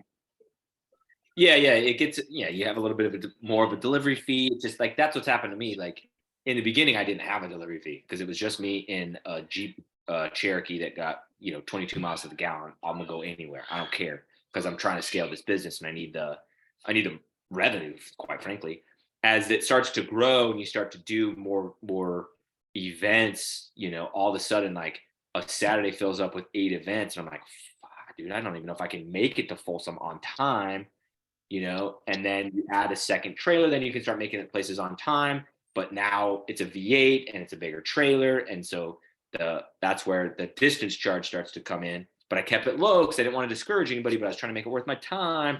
Now it's $450 a mile after 12 miles. I do 12 miles free, but it's $450 a mile, which is by no means expensive for like most everybody, but it does make it worth my while to go do those ones I'm doing. I mean, I think we're making like $300 or $400 in delivery fees this weekend. You know what I mean? Because we're going to doing all those far ones. That's totally worth it. Like we're going to pay the guys, the gas, and probably still come out on the plus. You know what I mean? But yeah, so I think you're right. Before we kind of move on here, I wanted to bring this up. I don't know how many people have this template. So this is an inflatable office website, but EventHawk will build you a website hosted by IO, I guess you could say. They're beautiful freaking websites. These white letters right here are intended to tell you what they offer. They're intended to tell you what they offer. However, they're not clickable. Click them. Okay, they changed them. All right. I don't know if they changed everything. I was working with David of Air It Up and David and Wesley, and I would go to their website and click those every fucking time I wanted to go to water slides. I'd click those and they weren't clickable. And there was one time I was on the phone with somebody, like when you're on the phone, like you're not paying attention. I'm like, dude, my fucking mouse is broken. But no, they just weren't clickable. So maybe they're all clickable now. I gave the feedback to Jana and Tariq. I But just updated that today. okay, so but the feedback there is two different things. Number one, if there's, and this is hard to do, but you can figure out where people click. I'm not a techie guy, so I don't remember, but you can go to this website that shows recordings of where people are trying to click, and it'll show you a heat map, right? And so this will be yellow, or maybe it's red. Maybe everybody tries to click there. I don't know. But they're trying to click there and it doesn't click, and it's frustrating, right? The other thing is you want to answer the questions that they ask frequently as often as possible. And so I know that this we deliver is just built into this template. That is not a question I personally ever get, like maybe like whatever, 5 times a year, right? And we do, I don't know how many events we do here, but 5 times a year. So if I had this template, I would remove this and put something in there that's more useful for me. If you do get asked, because there is areas, one of my closest friends lives in Sioux Falls, South Dakota, and the biggest company there, very, very, very big company there, doesn't deliver. Like, you got to go pick the thing up. And so if you're operating in Sioux Falls and you do deliver, you do need to have this little truck and the we deliver there, right? So it would make sense, or wouldn't make sense for your business. For me, if I was running this template, I would have that turned off and I would put something else there, potentially. Like, I would try and make this whole freaking thing probably a Google review thing if it was me, but just kind of like a good food for thought there, where it's like, this is good for, Tariq always talks about this. So he may get asked all the time if they deliver. I don't, so I wouldn't use it, but there you go. All right, cool. Anybody have any other website related questions? Like I said, we could do website roasting all night long, but we can also, we can move on if you guys want to. But now I'm not sharing my screen. I'm gonna see if I can track down Facebook. But nobody's got anything, huh? Everybody's all super happy. I did a great job, and you guys are gonna go change your websites tomorrow. It's good to know. It's good to know.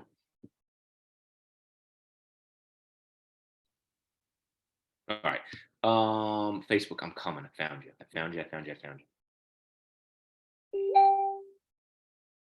All right. Anybody else have some topics they want to talk about? Like, there's no way we do an hour and 13-minute freaking booze and biz. All right. What's up, Facebook? Mike August says, what up, Nick? Kind of new to the group, finally getting to join and watch one of these. Well, we're super happy to have you, Dustin. Dustin Hamby. Shout out to Dustin Hamby. I have a question, Nick.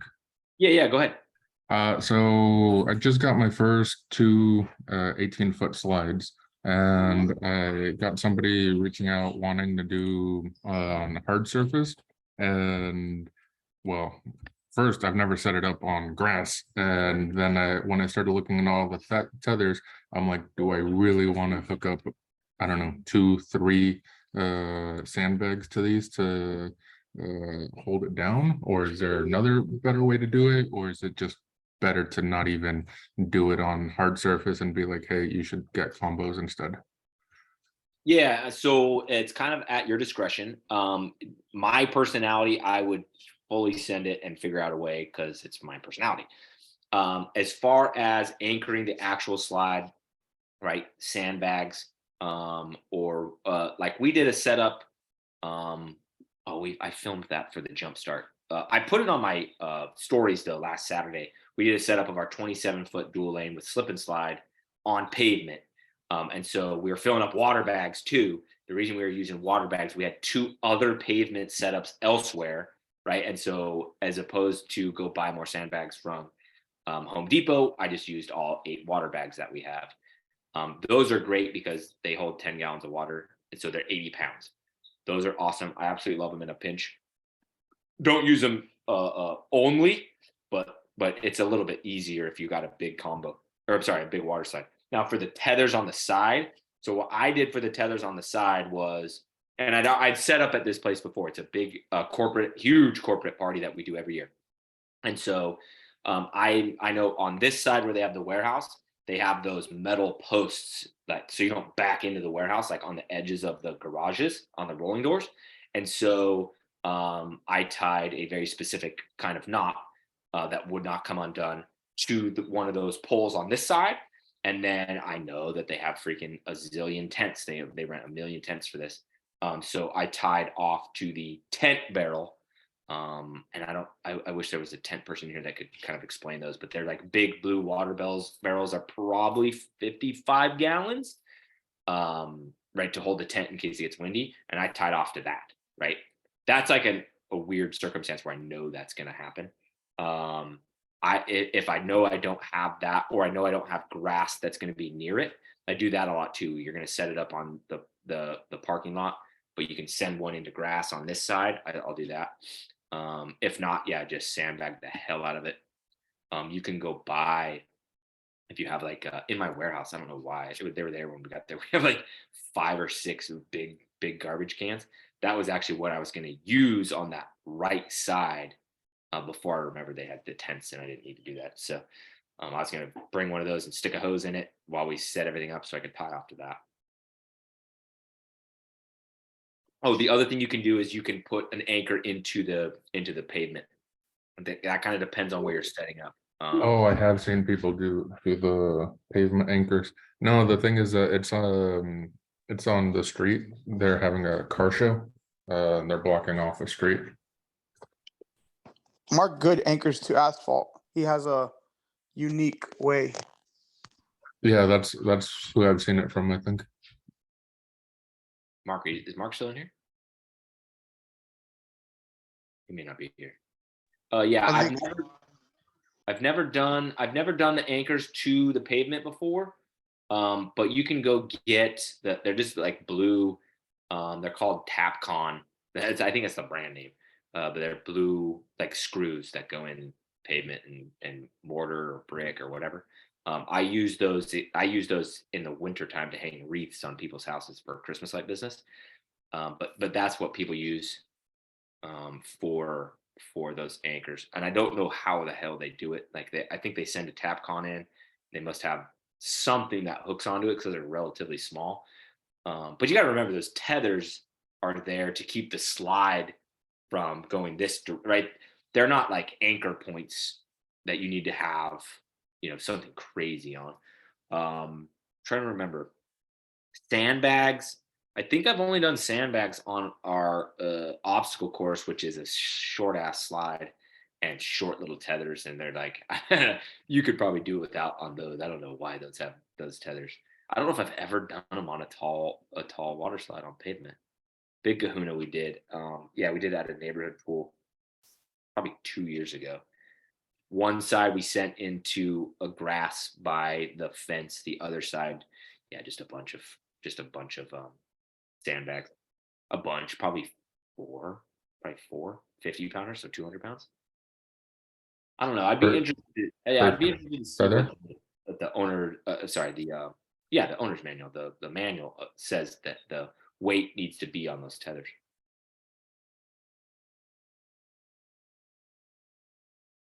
The water bags that I have are pretty awesome. The fucking lid falls off. I lied. We don't have 8. We have 7 because the guys lost the lid to one, and you lose the lid to one. It's useless. I threw it in the garbage. I got them from. They're made by Magic Jump.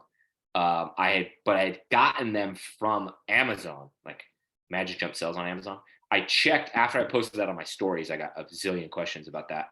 I checked. Amazon doesn't carry those Magic Jump water bags anymore, but you can just get them from Magic Jump's website. You just pay shipping. That's why I bought them from Amazon, because I got free shipping some Prime.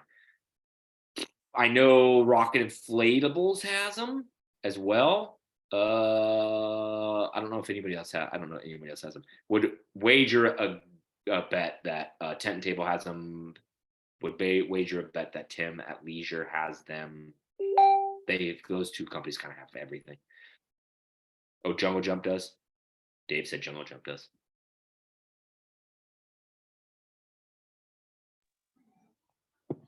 Ariel asked, you spray paint the bottom of the unit to identify them. I used to. It never works. It always rubs off. That's why I make the lashing straps with the white vinyl on them. Those are super awesome. I'll show you. Let me see. It's going to be super shitty because I'm going to show you from my phone. Let me get there. We just. I've seen the straps you sell. Yeah, they're cool. This is the new hotness that I'm about to release. Pause. Hold on. There we go. And it's gonna be there you go. So it's a vinyl bag that hooks on right to the lashing straps. I can't get that bottom thing. Oh, there we go. So it hooks onto this top lashing strap, and then it's hard to see in this video, but there's another strap that goes around that bottom lashing strap. So that one's adjustable. So basically, will always stay on this one. So when you take those off the slide, and then this is full of all your stakes. So that's got 6 stakes and 4 tarp stakes in it. But then at the top, LSU, and then blue tarp and 1.5 blower. So you can label your stuff. It's gonna be. What's that bag made out of? It is made out of vinyl. It is made out of. I don't remember if the ones are 15 or 18 ounce vinyl that are getting made right now. They're in production right now. This one is like the prototype. This is the first professionally made prototype. There's some super ugly ones I made on my sewing machine, but these are made by actual inflatable manufacturers. So it's like the real sewing machine, the real inflatable thread, real vinyl, the whole nine. And that yellow piece is going to be white, and it will Velcro open. Everything goes inside. This blue part's going to be red, right? So it'll be like jump off themed or whatever. But those, I teased those on accident. I don't know, 2 months ago, and everybody in the room lost their mind. So I'm like, okay, I guess we're gonna build them for real. So I have 150 on order. They will be here in June. I don't know what they're gonna cost yet, but the whole idea is that way you can label your stuff. Because I'm gonna have those. Basically, what I'm doing is I have from a buyout of a company. I don't know what company it was that I bought them out. I have a bunch of bags that are almost that size. They're a little skinnier. And they have Velcro at the top, and that's all it is. It's like super random. I have no idea what it is. I have like 10 of them. So I'm going to turn those 10 into ghetto versions of that, and then put them on my units, my most popular units, until the rest of these come in. So that way the guys don't ever have to freaking do anything. Like, I'm trying to set my inflatable business up to be like a McDonald's, where it's just like everything is done in a nice little system, and they don't have to even freaking worry about screwing anything up. They never have to worry about forgetting tarp stakes or anchors ever again, because they're all on the units. That was the whole intention behind that little idea. But then, yeah, I'm like, well, shit, let's make it so they can label the thing, and then it'll be good. So then you don't have to buy the lashing straps, or you can if you want to, whatever you want to do. But then, every inflatable at some point in time, every inflatable will have that on it in my entire inventory, and all the stakes will be, or all the anchors and stakes will be in all of those. It'll be super awesome. I'm excited about it. But yeah, we'll have those in June. I bought a bunch, so you guys should totally buy them. You should totally buy them.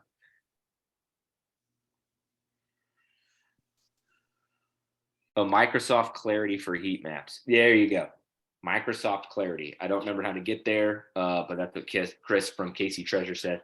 And that is, it'll show you your website, and then it'll put colors on your website of where people click. Like green is nobody clicks there, and red is where everybody clicks. And you can look and see if there is a place that people are clicking that is a non-clickable area that is probably frustrating the hell out of your people, out of your would-be clients. And then you can make your changes as well. Kangaroo as a mascot. That's awesome.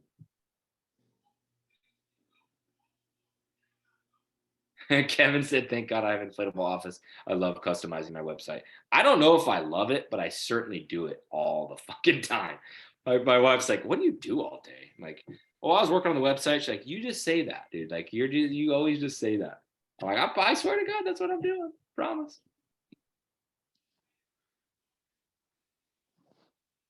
Aaron said, let's get some pre-orders going for those bags. I just don't have patience to wait for help with the website, so I just try to learn it myself. I'm the same. And then if I can't get it, I'll email support and have them do it. And it's done in a day. But yeah, if I can, because I know it a little bit. I know WordPress a little bit, like enough. You know what I mean? Like good enough. You had reminded me of the heat maps, because I actually forgot I had downloaded it and attached it as a plugin, because you have to kind of sign in and attach it to your website, and then it starts recording from that day. Oh, the Clarity, Microsoft Clarity. Yeah. Got you. Yeah, it's super interesting. I remember my assumption is it was Tariq, but I'm not 100% positive. Was showing a recording of like his or whatever. My freaking dog is being super thirsty. Was showing a recording of his, and like you can see the recording of the people scrolling around and like moving their mouse, and like how often they like scroll up, down, up, down, up, down, and leave. I'm like, oh my God, they're so lost. They're like, they have no idea what they're doing. It was like a major, I don't want to call it a wake up call, but like, you know, epiphany where I'm like, wow. Like, They're just a lost puppy. Mm-hmm. Just like the one in my lap right now. But yeah, they're just like wander around. It's wild. Chrissy asked, are the bags big enough for 12 to 16 anchors? 12, you put 12 to 16 anchors? That's a big ass water slide. Off the top of my head, I want to say I think so. 12, I'm pretty confident of. It's the weight of those that what I would be worried about pulling on your lashing straps. Yeah, I would say stand by. So that prototype that I showed you, that picture, Corey from Spacewalk made it for me. So Corey runs the repair department at Spacewalk over in New Orleans. And so I sent him some specs and I said, bro, can you just like, you're the pro, make me one. And so he kind of just made it up to what he like felt it should look like. And that top strap he made with Velcro, which was not a bad idea. It's thick Velcro, good black Velcro. But like you can see it like straining the Velcro. So the new ones, the loop is actually just heavy duty polypropylene. I want to say it's 2-inch, might be 1.5, but I want to say it's 2-inch, and it's right at the top of the bag, so it'll hold much stronger. But I'm not sure. I'll have to test it. I'll have to test it. I don't know if the guys have cleaned that unit yet. It's probably still sitting in the exact same spot in the warehouse. They're finishing the cleaning tomorrow. But yeah, a pre-sale for those. That's why I took that little video. I just kind of showed is because I want to pre-sell them. I feel like they're going to sell really quickly, so I want to get them up for pre-sale so I can order more and get them on the way. They're being made in China, so it takes like production's not super long, but shipping sucks. Shipping's like 50 days.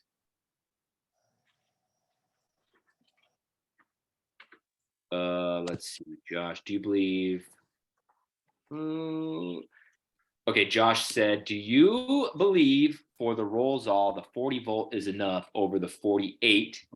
Looking at ordering one in October for next year. First things first, just order it now, bro. Just order it now. It'll probably get here whenever you want it. Second things second, the 48 is really new. I'm gonna go there. I'm gonna go there now on my. All right, I'm gonna screen share too. I'm just getting it going. But yeah, let me look at the 48 so I can see what you're talking about. The 40, I have a 40 volt, like I have the 40 volt swappable one with the like the removable chargeable batteries. It is on its way and will be here in hopefully about 10 days. Let's see, man. No electric. It'll be here hopefully in about 10 days. And that thing's, I'm super stoked for that thing. Yeah, so this is the one I'm getting. So it's a super small picture, but those batteries pull out and go on a charger. And it's like if you had like a Ryobi, like a blower or weed eater or whatever, it's those batteries. So I'm super hyped for that. The 48 looks pretty freaking beefy. So if I remember right, this bad boy is lithium ion batteries. So it's lighter, right? So your batteries right here are lighter. So it's a little easier to use, but it's like mega heavy duty and huge. And if I remember right, Tommy said this ain't fitting through every gate in the world. Like this fits through. I've never had any issues with this. This is almost like my exact one. Mine's older. Mine has a different throttle. Mine's older, but no issues ever getting through anything. We get through every gate ever. This is the same footprint with different batteries. This is bigger. I don't think I've ever seen one of these in person. I have one coming in, but right now there's a lot of things going on with them, so they're kind of on back order. But mine's coming in, and that's what I fear too is getting through gates, because right now I have a AZ hand truck, and sometimes I don't fit through every gate, and it's a pain in the ass squeezing everything through. Yeah, dude, it's You gotta turn it sideways. You gotta carry it. You gotta. It sucks, but I have that one coming in. I'm hoping to get it in soon for Easter for sure. But yeah, you're probably but delayed. Mine's delayed too for the same reason. my So. yeah, I'm delayed. I mean, there's no issues. I have no rush. You know, I'm doing fine with mine. Yeah, I just want to see the hype on electric dollies. Like, trust me, yeah. I mean, this is it's like tiring. look how tall that is too. Like this is plenty tall. Like I'm trying to remember. It's like shorter than me, right? And I'm 5'10", but it's like close to the same height as me, right? And that fucker is probably 6 feet tall. If I mean this, the way that the numbers were different back when I got my 36. I don't know if it was a 48. Maybe it was. Maybe it wasn't. But I remember asking Tommy about it, like, hey bro, like I need more info. Like people are asking me lots of questions. And basically what he said was it's lighter because of the lithium ion, but it's bigger. So it's not getting through gates. It's really good though, he said, for if you have monster slides. Like my 27-foot dual lane, no, this is good. 36 volt handles it with ease. If you're like 40-foot slides, like that kind of shit, like that easy 40-foot craziness, then maybe this is for you. Or the other thing he said too is if it's a woman owned and operated, this is a better option typically because it's so much lighter. It's a little easier to manage and use. This one's surprisingly fucking heavy. So I would say buy the 36. I would say call them tomorrow and ask them how far out they're booked. Last I text Tommy, it was October, and that was not super recent. So I bet they're at least October, if not into freaking 2024. So I would just order now. Damn, that's a long time. So long, bro. So long. But it's yeah, they can only build them so fast. They can only get so many tires so fast. They can only get so many motors so fast. It's like the delay on the dollies to me is kind of right. I'm an entrepreneur. Like I'm a entrepreneur through and through. So I'm like, bro, fucking hire more people. He's like, if I hire more people, it doesn't matter. I can't get enough wheels. I can't get enough this. I can't get enough that. I'm like, that's wild that the demand is so freaking high. Like there's enough of us to want those $5,000 dollies that they're booked out till the end of the year, and it's April. Like that's crazy. It's crazy too because you say that. I know with AZ hand trucks, with Brian was always like, man, like he would get his tires from China, and back when I was getting it was kind of post COVID already, but he was like, dude, I haven't been able to get any tires. Like I'm waiting on tires. Everything's welded, everything's good. It's just tires. Yeah, It's funny because that's all the manufacturers saying the same thing. So it's not a gimmick type of deal. Like even Jerry's saying the same thing. He doesn't have any parts. Yeah, Jolly Dolly's same. Jolly Dolly's like 10 minutes away from me. And I was up there doing something with Gary. I don't fucking remember what I was doing up there, but he's got like a jillion Jolly Dollies all welded, and they're stacked neatly and everything, and they got like little padding underneath them so they don't get scratched or whatever. I'm like, bro, like what's the deal? He's like, waiting on tires. Like I could ship every single one of those right now, but I have no tires.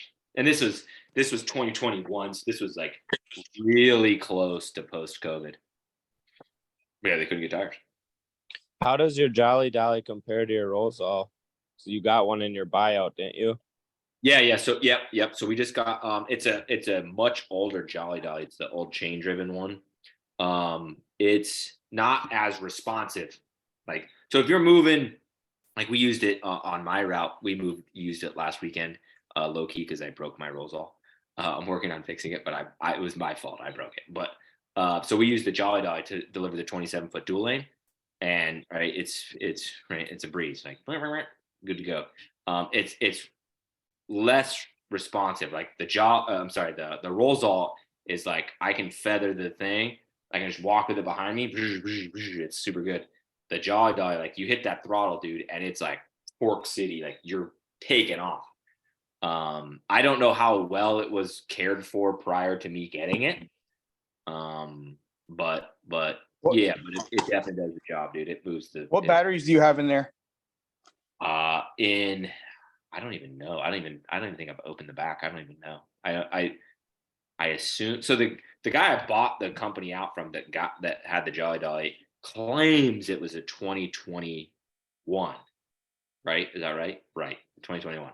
I don't know if I take his word for it. But the whatever batteries are in there are dope. They're dope. They hold a charge for a long ass time. They charge quickly. They're very good condition. Because I know lithium batteries will take off. Their lithium batteries are more responsive than a cell battery. Oh, really? I didn't know that. Yeah. Yeah, because I'm switching. How did How you you break use- your rolls off? That's why you. Go ahead. Sorry, you break your it's rolls off?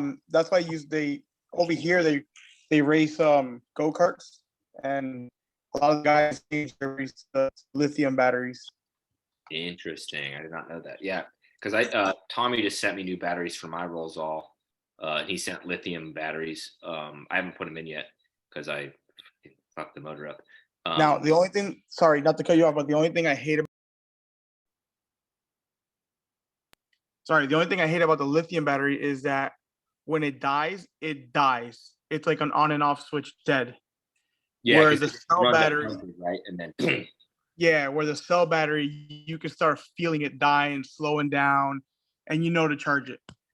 interesting. Yeah, that's cool. Yeah, I've got those lithium ones for mine. I'm gonna put in, and then yeah, the new ones are obviously that swappable thing is obviously lithium ones too. So it's cool. But I mean, I'm kind of happy that I feel like the Dolly Wars have ended. Like, right? Am I right on that or no? Like, I feel like nobody's. Yeah, that was kind of fun. I'm not gonna lie. It was, but it was getting out of hand. Yeah, it But was. I know you were having fun with it too, taking pictures of the welds or whatever and sending shit to Austin.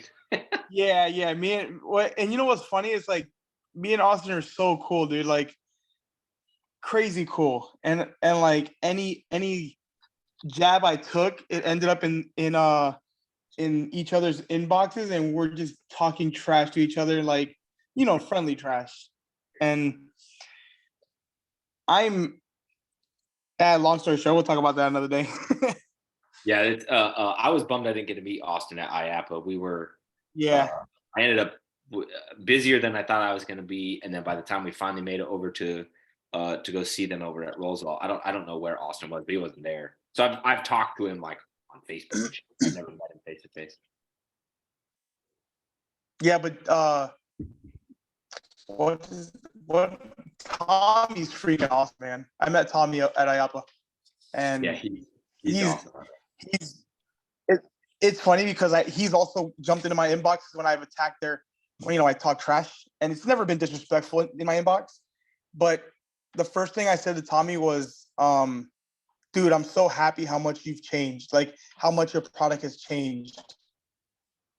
And that for sure rolls all.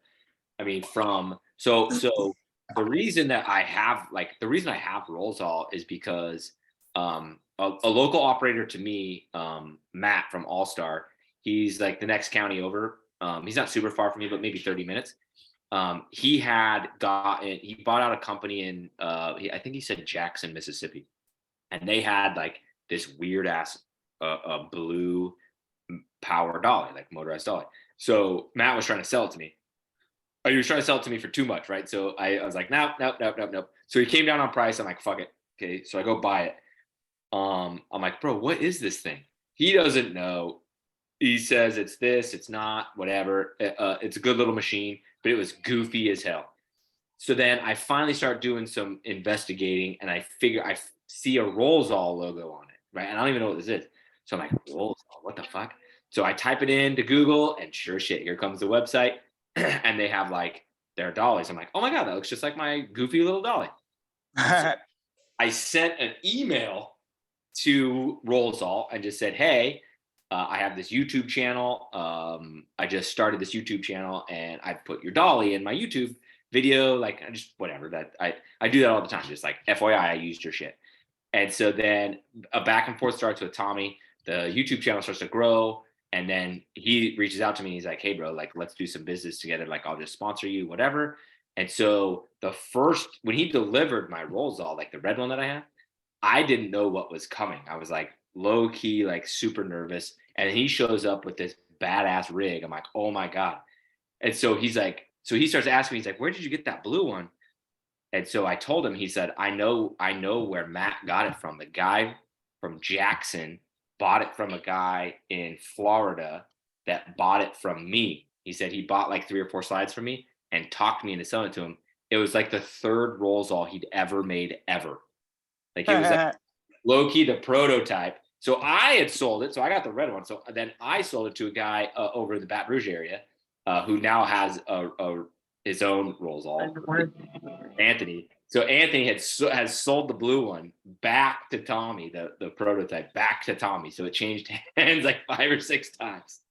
And that's how I got to know Tommy and Rollsall. But that's pretty cool. The point of the story, that little goofy ass blue one that I had compared to the red one was like, dude, you can't compare the 2 machines. Cannot compare the 2 machines. And then the stuff I saw at IAPA, 1 year removed from getting my red one, is like just light years different and improved. And that's the thing that I think that Rollsall pushes that boundary of innovation, and then it makes the other companies, come along with them. And I really appreciate that about Rollsall. Yeah, I agree. There is one more dolly company on the market now. Yeah, I just saw your comment, One Trip. Yeah, Kate had reached out to me. I talked to him might have been 2 weeks ago now. I talked to him. Yeah, super interesting story. Do you have one? No, I stayed at Old Faithful.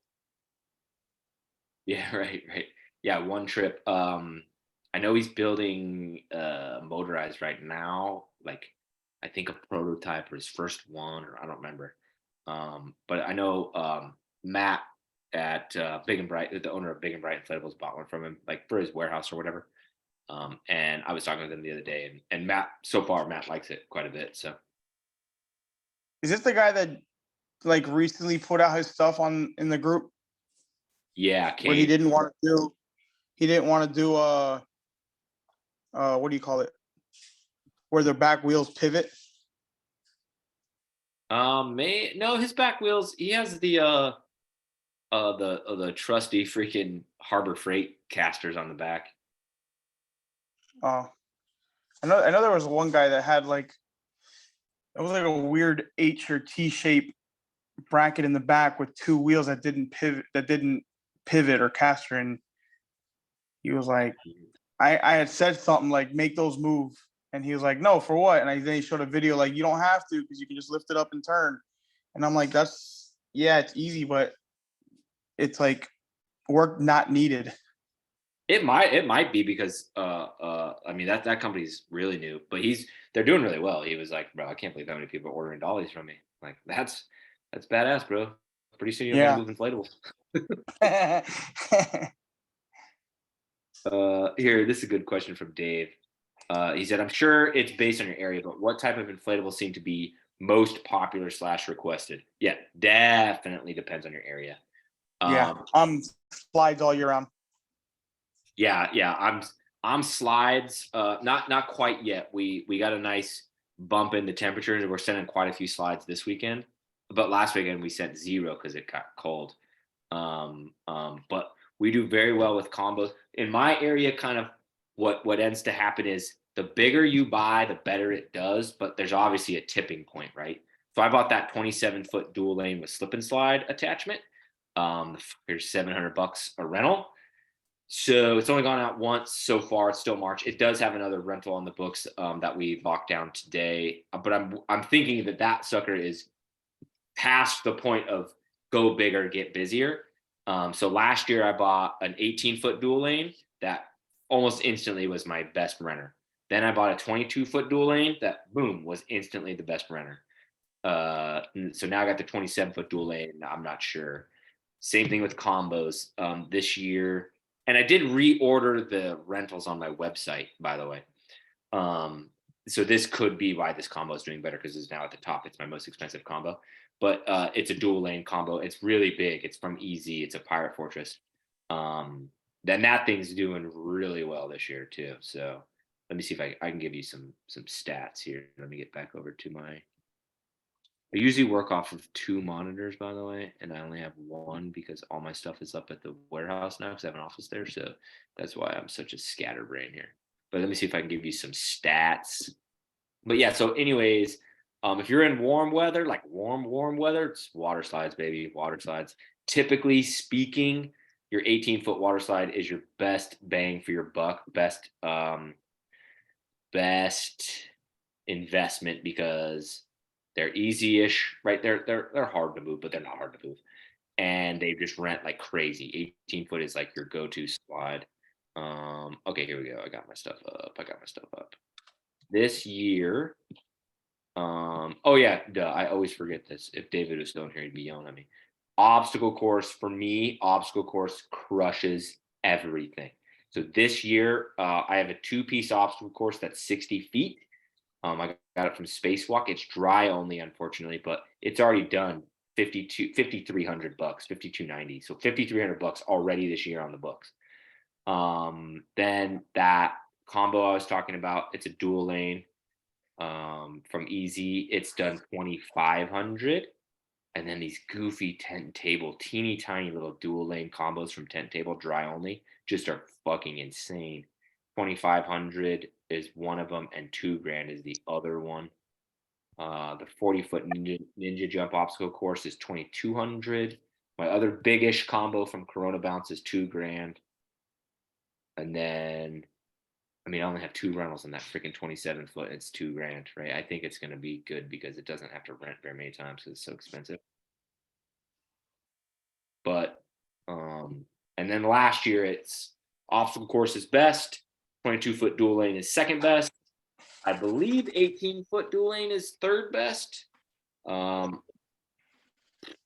then the 18-foot single lane Purple Hurricane is right up in there, third, fourth best, something like that. But those bigger you go, the better they are.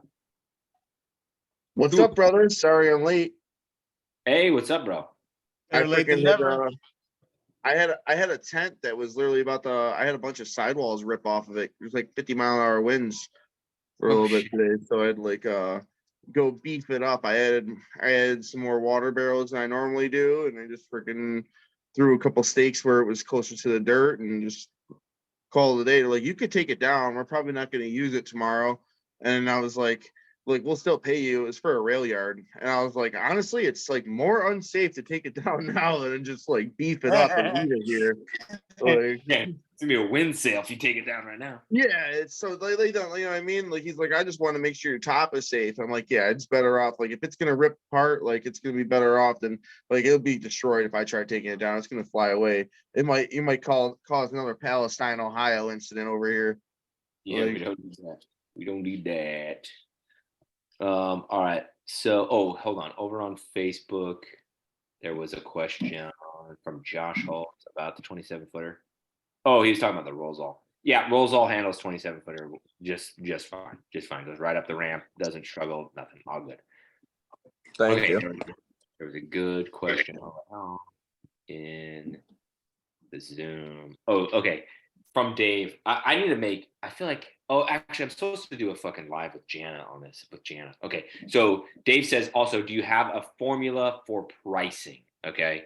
I see Kevin already answered it. So, yes. The answer is yes, I do. Okay. So some people are going to tell you there's going to be 3 things you're going to hear. Okay. The least seldom thing you're going to hear is that you have to do product research.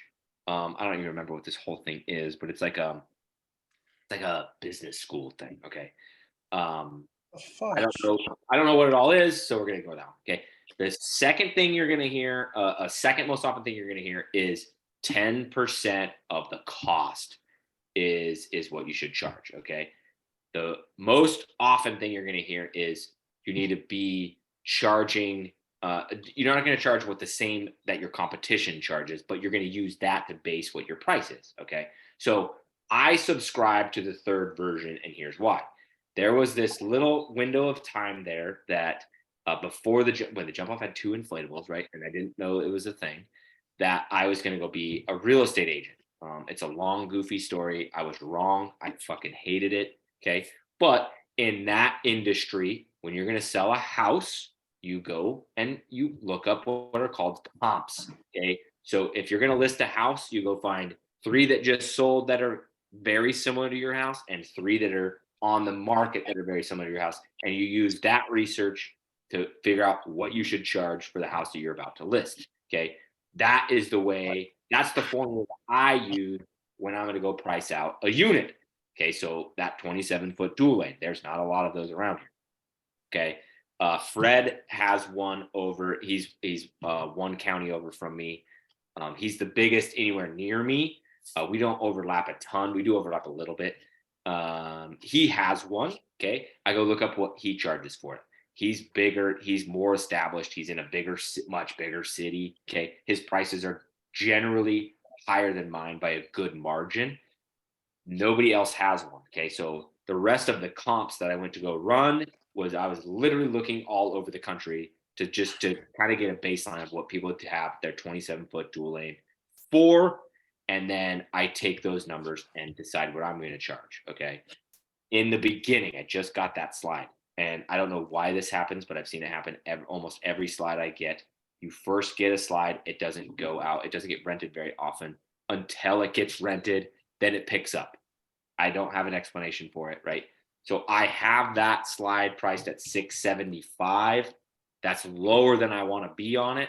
However, its first run was last weekend, and the guy said it was easy as hell to pick up. So we may leave it at that because it's worth the work, right? So then that's the other component there. So I run comps based on the competition. Okay, so let's just say a big kahuna. I'm at 285 for my big kahuna. I'm not as most expensive as the new guy in town. He's more than me, but I'm more expensive than everybody else on my big kahuna. But there's no pool on that thing. It rolls like a dream. I'm totally fine having my big kahuna be 285, whereas my 18-foot slides are all 305, right? So it just kind of comes down to run the comps, then go drop it off and pick it up somewhere. And if you come back and you're like, F that, that's way too hard, that's going up, cool. Or if you're like, okay, that was like the easiest thing I ever did, I would love for that slide to go out more, cool, go down a little bit on price. That's how I do mine. I like that. That's like a really good take on things. I like to think of things like that 10%, like you should be able to rent things out 10 times. Like I feel like that's more of like a minimum rule. Like you shouldn't go past that. I don't think that should be your rule, but like I do like that as a rule of minimums. Because you still have your labor on that as well. When you start talking about 10%, like some people like, are you actually adding your labor and then doing 10% of that? Some people tell you should be doing that in the formula as well. But there's that way. But I like to look at the top of my market, who's charging the most, and then charge that. There's also an exception to that rule when I was thinking about that, because there's somebody local to me that's actually like, it's actually kind of ridiculous, even for like my standards and stuff. Like I'm highly priced, but like they're just like ridiculously priced. And I like to be on the ridiculously end, but they're like ridiculous, because I like to always give, I try to have everything priced out enough that where I can give almost anybody a $50 discount. Because if I do, like, they just seem to like, they just feel better. Like, oh, you're giving them a $50 discount, but it's just built into the pricing. And then sometimes a lot of times I don't give out discounts or just book online. It's like, why give them a discount? And now I'm getting that extra price. So I don't know. That's my model on pricing. Yeah. It's good. It's smart. It's thoughtful. Yeah. The other issue with 10% to me is a unit I bought in 2019 cost a hell of a lot less than a unit I bought now because COVID changed everything, right? So I have a question. Sorry. All right. So like you guys are like the 10% rule. All right. You have a unit, that's a slide that's $4,000, right? You obviously rent it out 10%, it's $400 a rental. But what if you bought it on sale and it comes out to freaking $3,600? That's a good question. Which price do you go? yeah, that's why I don't subscribe to the 10%. I've literally never done the math of 10% of the cost of any slide to get a price. I've never done it ever one time. Basically, you should just never rent that shit less than $360 ever, like because you're kicking yourself in the butt. That's my actual take on the 10% rule. Like you should never go underneath that. Then you have those that are ordering from China that are doing these 18-foot slides that they pay for $1,800 and they're doing $200 for the 10%. I don't worry about what other people do, to be honest with you. Like, I'm not gonna lie. We're only talking about as far as pricing. Just like you said, you look at other people's prices. Yeah, and I find the highest in the market. Oh, right. Yeah. Okay. So I find the highest in the market and I do that. And there's only one person by me that's just like I charge $350 and like me and like a few other, like two other people charge $350 and we're the highest in the market. And then there's another person that charges like $450 and he's like selling stuff. So you know what I mean? I never understood the guys who shit where they eat, where they sell to the customers and stuff like that. They sell to customers? Yeah, like they'll buy I sell to customers that are like there's a thing, man. If you got a bounce house sitting there and you know somebody's got the actual money to buy a bounce house, they're gonna buy a fucking bounce house regardless. So why not make some money and move an equipment that's not going there, and at least it's not going to another rental company. So like you can't, like at the end of the day, it's cool. And it's just going to get even more worn out, probably even more beat up. So when they sell it to another rental company, it's even more funny than when you sold it to a rental company because it's all kind of beat up. Or if that makes sense. No, I'm talking about a customer. Like, Yeah. why would you bounce to a customer? Why would you sell a bounce? Like I just said, because it's not going to a rental company and then it gets even more used. Yeah, but and then they're you going to buy a bounce house regardless. Then you have, which has happened over here by me, you have the chance of selling the bounce house to somebody, and then their little idea comes, hey, we can do this. Now you got another competitor. And that now you Oh, I just teach lost this stuff money for a off of living, even so you're not looking on scaring me for that stuff. You know what I mean? You should see how many companies I've started in Buffalo directly because of me and like the YouTube channel and the Facebook groups and all that stuff. So like starting other competitors, the least of my worries and stuff. I was like, you're least likely to start another competitor if you sell it to a bounce out. Like the only way you're stopping yourself from getting it to your competitors or starting another company is selling a bounce house out of your area. And that's what a lot of people do. But then you have like issues, you know what I mean? Like of actually like dealing with that. And you're sitting on stuff longer. And it's like me, I like to run them bitches like till they're done. And then I just cut them the fuck up. Yeah, make a video. I'm gonna go shoot. I'm gonna mine. make some videos where I start shooting them or something. Yeah, I sell. I'll sell online. In Facebook Marketplace when I'm done with the unit. But generally speaking, there's been some exceptions. Generally speaking, it's like you can eke out another year of rental out of that thing. But I'm the same. I run my shit into the ground because people are like, well, no, if you sell it earlier, you get more money. I'm like, yeah, I sell it earlier, I get like $400. If I run it another season, I get $8,000. I'm gonna run it down, you know what I mean? And then when I sell it, like, and I'm very forward with people where I'm like, you can start a rental company with this if you want to, bro. Just know that you got 6 months to 12 on this puppy, and you need to unload it to some dude that's gonna eat his kids. There's also the move though, like I am like I will sell stuff that's perfectly fine, but like I'm trying to like get the right colors or like get the right things for like the right sizes for my inventory, the right weights. Because when you buy other companies, you come with stuff and it's like those things, they're fine. You can rent them out. You just don't want to. And you know you can upgrade because you want something similar. So it's just like buying a car to trade it in a little bit for something nicer. So you're just using those as assets for doing stuff like that. Like I'm doing that exactly with a wrecking ball. I sold a wrecking ball and now I'm gonna I'm trying to buy another wrecking ball that's gonna be red, white, and blue because I want to have, I think a lot of my themed units is red, white, and blue because I'm just going hard with that. Yeah, I agree with that.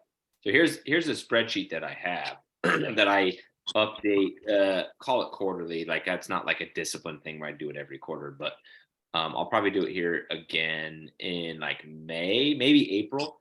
But I go through. So these are all the companies that are local to me, and then these are kind of like the units that I have roughly, right? And then I go through and price out what they have. Okay, so like Crew Inflatables doesn't have a dual lane combo, like so they're null, right? His prices were so low when I did the last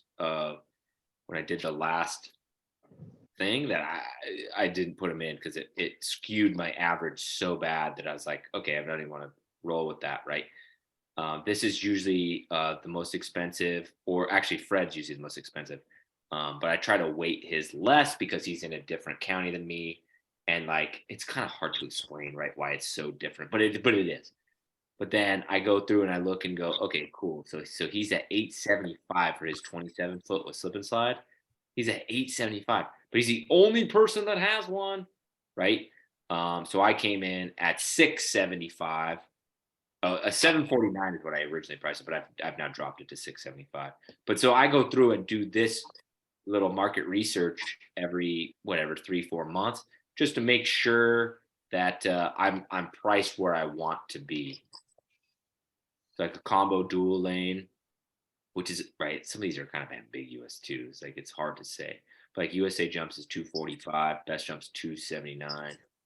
I don't realize that. Oh, and the other caveat to this is rents for all weekend for the daily price, rents for all weekend, rents for all weekend, rents for all weekend, rents for all weekend. All these prices are Friday drop off, Sunday pickup, except for Fred. He's regular too. So like you see these higher prices that I come in at, that's because I'm a 6-hour rental. These guys are all weekend. So that's the other kind of caveat to That this. sucks. I'm the only one. Like that's all your other competitors. Mm-hmm. That's pretty cool. Fred's not a competitor. Like I said, like we're going to Amy, Hammond, and deep into Ponchatoula, which is his normal area, and he'll come into Covington a little bit or Madisonville a little bit, but like we're not on top of each other. We just kind of fringe overlap. And he's hourly, but he's got rock climbing walls, zip lines. He owns 2 or 3 bars. He's like businessman level entrepreneur, right? So he prices his shit super high, and then he sends 17 trucks on a Friday in May. You know what I mean? Like he's on a different level than me. So you're trying to stay in between, or like, well, you're the guy though, so you should be beating out TKD. Like I honestly did this last week. I went on Google Maps and I started looking at, I mean, I don't fear the customer. It's you. I don't fear the competitor. It's you versus you all the time. But I try to go up every year. And right now, like for an 18-footer easy, I'm 350. I'm a lot higher.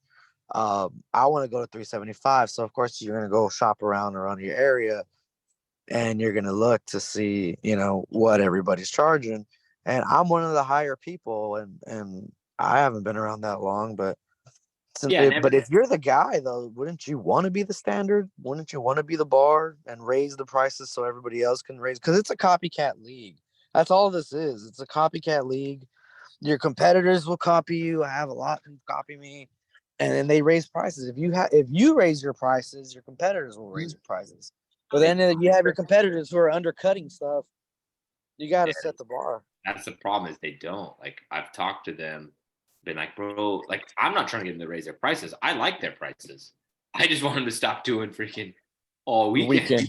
Yeah, that But sucks. you like this? I do bounce house rental, and my Christmas light company is the first thing that pops up. That's bizarre to me. And it's not an ad. That's not an ad. I don't understand that at all. That's crazy. But so scroll down that's an ad. Okay. So then this is the other biggest in my city. And this is a whole different story in all of its own. That's the headquarter of Jolly Dolly. And the owner of Jolly Dolly used to own this company, and then he sold the name to somebody else. I don't know where they operate out of. I don't know much about this, and that's my fault. I have fully intended to reach out to the new owner and take him out to coffee and talk with him, but I've been busy. I haven't done it. USA Jumps is right 209. He's not popping on the thing. He's up here. He's way up here on Lee Road. There's TDK. See, TDK is way up here. And You should be over TDK's prices. You're the guy. You're him, Nick. You gotta have prices as you're him. Like, I don't You know who have this to. is. Like Be the this? bar. You have to be the bar. I don't know who this is. I think that whole full weekend thing is such a It does. detriment. That does to that. suck, but I Because mean, it's not like in my area, no one. Oh, I can't say that. They Oh, They that's there's, do a there's lot of people free you probably overnights. just don't know about them. there's I- Fred. well, So this is, I have like this a is list the of like big- 20. I know I have quite a extensive price analysis. Yeah, so this is Fred. So this is the biggest one I was talking about. This is Fred. He's way over here. Right. And so like this area is like its own little pocket. And then I'm in this pocket right there. Well, it doesn't even, yeah, it kind of goes over there.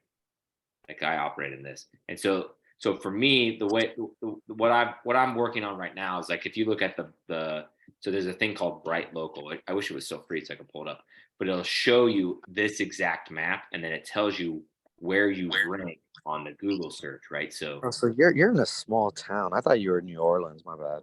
no, I'm not. So New Yeah, Orleans, so you're okay. That makes a little sense too, because you're a small town. this is the big Oh. thing. Wait till you see this. Ooh. Wait till you see this. My computer's running really 1,700. I think my highest is like 350 in my area, and I think I'm at 113. I think, which I beat out a lot of people that have been in the game for about 10 years, 5 years, 20 years already on that. But I feel like Our once area you is get 700. once you get over, I think like 100 to 150, you can start charging whatever the hell you want. Yeah, Joe's been in business somewhat around 20 years. I don't know. And Well, he's doing it right. he's a legit businessman that it just happens to be in inflatables. He knows his shit. He's a sharp dude. But yeah, so anyways, that's my area, you know what I mean? So like these guys, so I gotta zoom out a little more. So gotta keep going. Okay. So there's this city right here, Biloxi, Mississippi. Okay, their warehouse is actually up here. There's a company, the biggest company here. It's like 150-ish units. So I've heard it just kind of through the grapevine. At Biloxi Bounce House. Okay, they're big. They own like all of this. Like they run all this. They're big dogs. That's who this is now. They bought the name, and I don't know what they do. I have no idea how they operate their business. I do not think, because this is still Jolly Dolly. So I think I don't know. I don't want to assume on camera here what they do, but they're potentially the biggest player in this area because they potentially could have 100 to 150 units, right, to my 55. But I don't know how they operate, so it's kind of like I'm not sure. But anyway, that's how I set the prices of the units. And then, I'll do little things like, let me go up $5. Like this year I went up $5 on combos. Last year I was 230. This year I went up $5. I'm 235. And then there was a question from John. There it is. Do you reach out and make friends with local competitors, or you just go about your business? Both. I do both. So Dave from TDK, I got a really good relationship with Dave from TDK. Dave's been in this game a long time too. Like, I want to say 20 freaking years too, something like that. But his business was over on the other side of the lake, and then it's been over here. But he's been over here for a while. He has a career, right, and then does this on the side.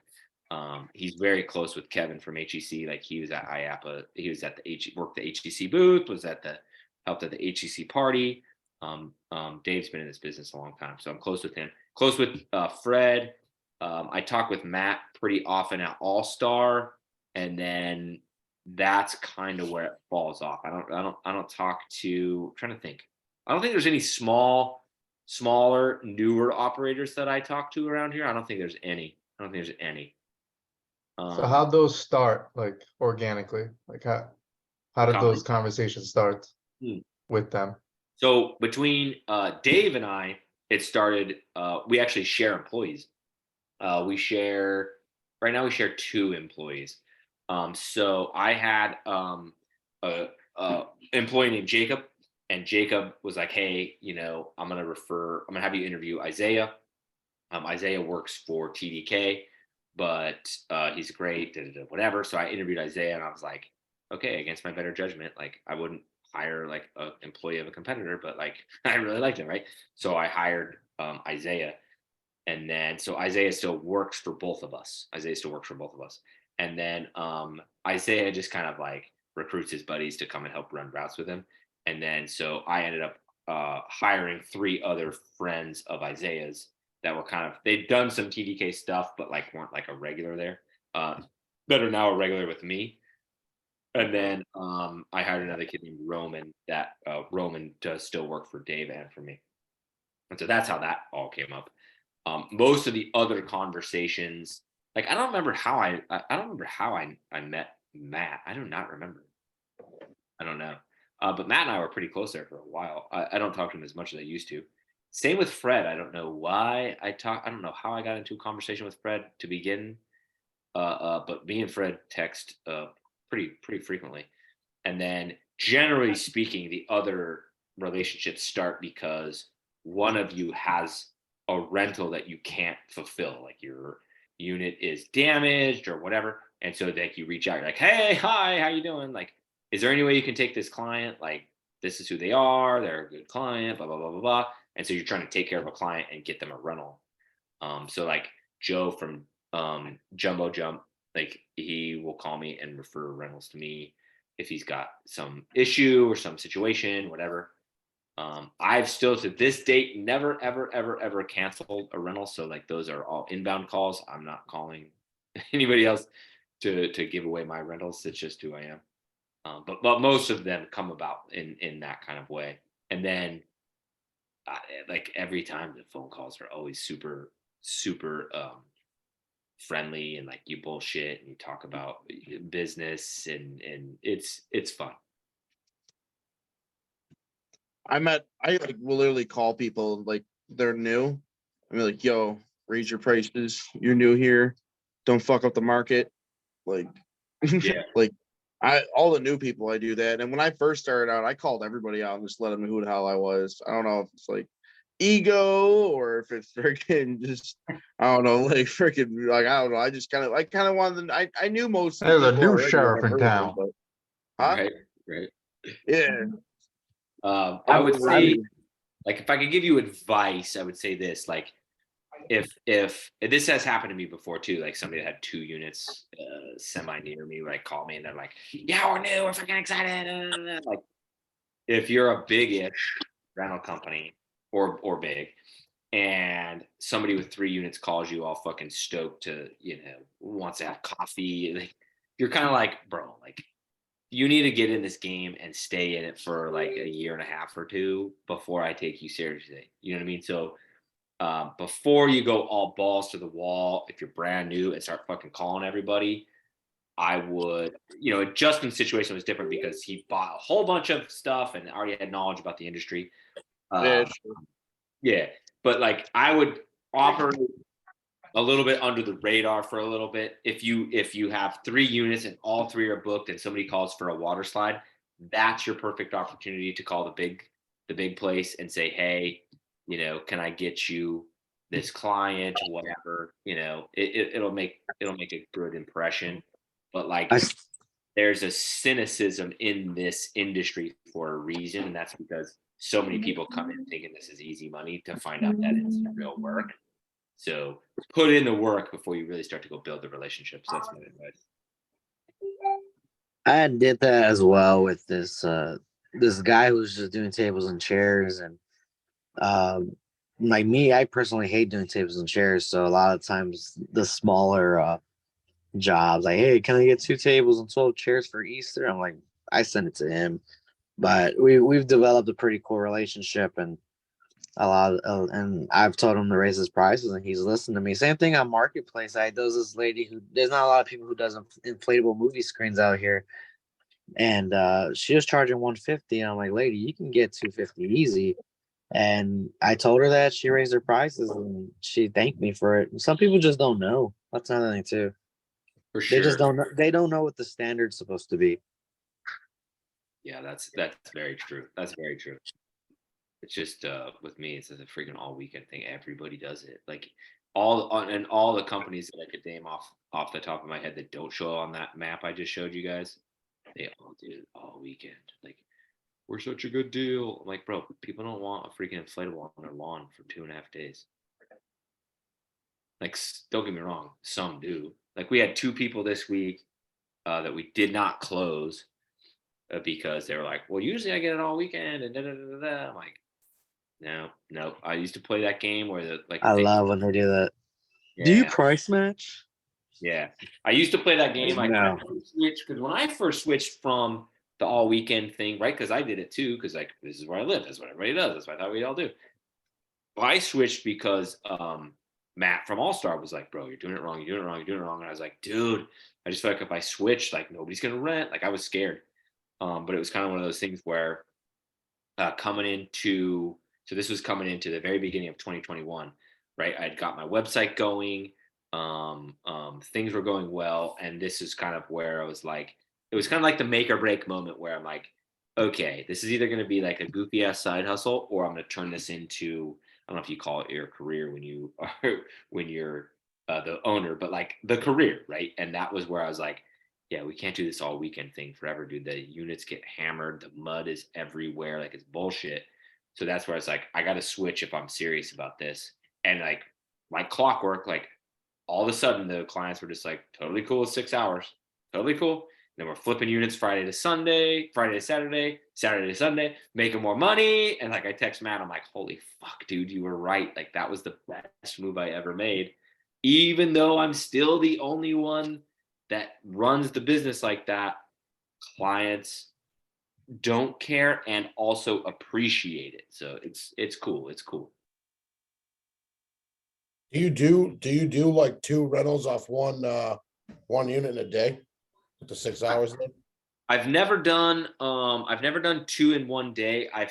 There was, and I couldn't remember the details on this, but there was the situation, it was actually kind of recent, where there was the opportunity to do it. It was an obstacle course, and my admin was trying to fucking set it all up because somebody didn't need it till 4, and then the other rental was a corporate rental or whatever. That was the only time, like, it almost was a maybe. I've never done same day, but we flip units Saturday to Sunday. Like, right now, we don't flip units that often because it's not super busy. I think we only flip 2 this weekend. So we have 2 that go Saturday and Sunday to 2 different locations. Once we get to like proper water slide season, May, June for us is when it's cranking. We'll flip the 22-foot almost every weekend. We'll flip the 18-foot dual lane almost every single weekend. You know what I mean? You just double down. Like, you have basically what you do is you double your inventory. Now, Sunday's not as busy of a day as Saturday, right? So I guess you can't say that you double your inventory. That's overzealous analytics there. But you have the same availability for units day to day, Saturday to Sunday, so you don't negate that Sunday rental. You know what I mean? Would they have rented a different slide? Maybe, right? But I actually like the flips because that thing's already dirty. You know what I mean? You don't have to clean another unit. Like, I love flips. People complain to no end about flipping units, and they try to get out of it, and you shouldn't do it. And I'm like, opposite. opposite. If you want to make money and be real deal, opposite. Send, flip as much as you can. The only time I hate doing flips is when it's in the opposite direction. Like we're in like the middle of the state, and it's like if I have to pick up a unit half hour south to go now an hour north, that's kind of annoying. So what? Talk about your cleaning method, Nick, because everybody has different cleaning methods. Everyone, they'll do blow dry it, and then they'll use some foggers, or some people Blow dry? use, or Who not blows blow, the units? air dry, or you know what I mean. There's The spit on leaf blower. There you go, leaf blower. And then there's people who just pressure wash it, just let it sit. Nick Then doesn't there's clean people. units. Oh, Nick just clean his units. He just sends it right off. No, we do. I was gonna say Nick uses the sun. That's about it. Yeah, So not anymore. We got the warehouse now where the guys aren't in the sun. So tell so- me your normal weekly clean, and then tell me your flipping clean. So normal weekly clean goes like, so right now, like most everything going out until this weekend has been combos. And so basically what we do is we go pick them up and bring them back to the warehouse. We just got the bigger warehouse, so we're working on the system. I think we got it figured out where we don't put them away, like they all just sit out. And then the guys blow them back up. They go inside the bounce house with the shop vac and clean and vacuum everything out, get all the stuff out with the shop vac. It has like a 30 or 40 foot hose on it. So it just sits outside and they go inside with the tube. It's awesome. And then we got 2 buckets. Okay. So bucket 1 is a big bucket of soap, and bucket 2 is just water. And so they can use the water just to rinse the stuff so the soap doesn't get super dirty. And basically what they do is they go inside the bounce house and clean everything, right? The whole floor and like the main pylons. By hand or mopping or pressure washing? Just with the rags. Yep, Rags. Okay. So basically that's kind of the way I do my cleaning. Vacuuming, which I think cleans the bounce way better than people with leaf blowers. You're just blowing leaves all over and grass everywhere. I don't understand that method. I really don't. Same thing with people who don't even vacuum anything out. They just strictly pressure wash everything out into the small little holes on the side. That I don't think cleans. But I've been always just looking around on different cleaning methods to get faster, but there really isn't no fast way to clean. You got to vacuum everything out, and you got to hand wipe everything. And that's what I do. I hand wipe everything. But I know some people, when they flip, they just they blow it out and they just throw some spray in, and I'm like, are you even cleaning it? Like, I don't know. Yeah, you can't get. Flips are different. Flips are different for sure. Bounce house flips are kind of tricky where I've tested every fucking vacuum known to man, and there just is no efficient way as right. And I don't want to call myself a large company, right? But we have 55 units, right? So we're like medium-ish. There's just no efficient way to freaking run a route where you're gonna shop back the unit. Like it just doesn't exist, right? It doesn't exist. So we do that hard work. We do with towels. So they get in the units and they wipe them down, right? And they have the same soap solution we use. It's like a vinyl specific cleaner in spray bottles. And so you're gonna try and sweep out all the stuff, get that gunk out, get everything as clean as you can inside, and then basically what I tell them for the outside, and this is for every rental, whether they're in the warehouse or flipping, like outside, it just needs to look pretty. Like just make sure all the shit is up, and so it looks pretty. So that's for combos and bounce houses. For water slides, Those are a lot different than everybody, where we get to the pickup, whether it's a flip or not, we get to the pickup and towel it down, roll it, and it goes in the warehouse, and then we just take it out wet next weekend. Like we just run water slides wet from basically April till September. Yep. If you know how to manage it, you do it right. Like so. Really? So I have to clean the water slide out of. I'm sorry, I haven't cleaned the water slide in season in 2 years. I'll flip the pool, and then I'll vacuum the pool, and then I spray down the pool, and then just wipe the pool. But while somebody's shop vacuuming the pool to get some of the water out that sits, because Easy has some deep pools. The other guy's going up the stairs, kind of wiping down some stuff, because you'll find grass and stuff. We have the spray And bottles. So they yeah, go, spray bottles. Yeah, they go spray up the bottles. stairs, HDX. Home Depot Yeah. has some good spray bottles. Yeah, And down the slide with the spray bottles. In the Yeah. pool with the spray bottles. Wipe the outside down to make sure there's no grass and nastiness on it. And then, get as much water as you get. But I mean, we don't have ladders to get the top dry. Like, we don't dry the top. Like, it comes down wet. You roll it wet, and it goes into the warehouse wet, and then it goes back out to the next person's house wet. We set the sucker up at 8 in the morning, right? Our party ain't till 12. Like, nobody cares that it's dripping. Yeah, nobody cares. I Like, encourage most of my units to be like left overnight and people to pay for overnights. And if they don't, I'm giving free overnights. I'm picking them all up the next day anyways. Unless I got somebody who's actually inquiring, and if I'm booked up, I might add some flips in there. But for the most part, I'm just picking them up at the customer's house the next day. Every single one of them gets a text to make sure that thing's blown up in the freaking morning. Half my water slides are fucking dry before I even get there, like at somebody else's house. So it's just not a big deal. It's just the water. I have a major competitor that will charge you if you need it picked up that day. It's like, no, we're picking it up within 24 hours. We're dropping it off within 24 hours of your party, and we're picking it up within 24 hours of when it ends. If you want it earlier than that, then we're charging you. I've thought about seen that because the way I run the business, that's what makes sense. Like, we're gonna drop it off probably early and pick it up probably late. That's what we already do. Yep. But I have the pricing structure set up from when I first launched the site, where I thought we were going to go get everything at night, right? I just didn't know. I was kind of naive. And then once you set the pricing structure for your inventory, it's a pain in the ass to switch it. And so I've thought about doing that, where basically it's one price for a day, and that is like, you got to what I would have to do is I would have to change my whole site, but they would have to book the slide for that day and put in what time their party starts, so that way we can make sure we get everything there before the party starts, and they don't get to choose a drop-off time like they do now. Then we pick everything up the next day, unless they check that it's a park. Then you get a park fee, and the park fee costs X. And that was what lets us know we got to go pick it up that night. And if they're like, oh, no, you got to pick it up this night. Oh, no, you got to pay the park fee then, which is an extra X. And that's how I would run it. I'm hesitant to change it for two reasons. One, it's a lot of work. Two, it's I do make a good bit of money on people that pay the overnight fee. So I don't want to shoot myself in the foot when I got a system that's working pretty good, and nobody says anything, nobody's confused, and nobody complains. Yeah, I do both. And then like the people, like basically what it is, keep it optional. The people that complain and really want it picked up that day, I just freaking come pick it up that freaking day.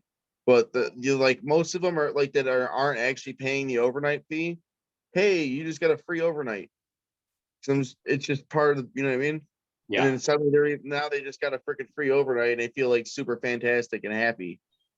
Because like they're supposed to pay for it, but I'm not gonna charge you.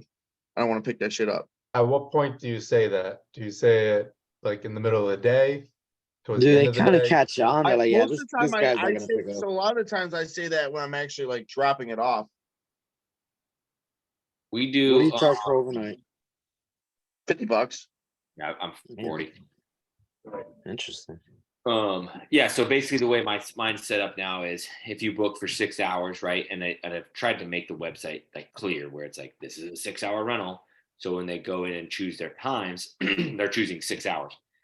If you choose 7, like this is just the way software works, right? If you choose 7, like it charges you the overnight fee. So like last weekend, we had somebody that ordered the 60-foot obstacle course for 7 hours, and it charged them an extra $40. It was whatever, $475.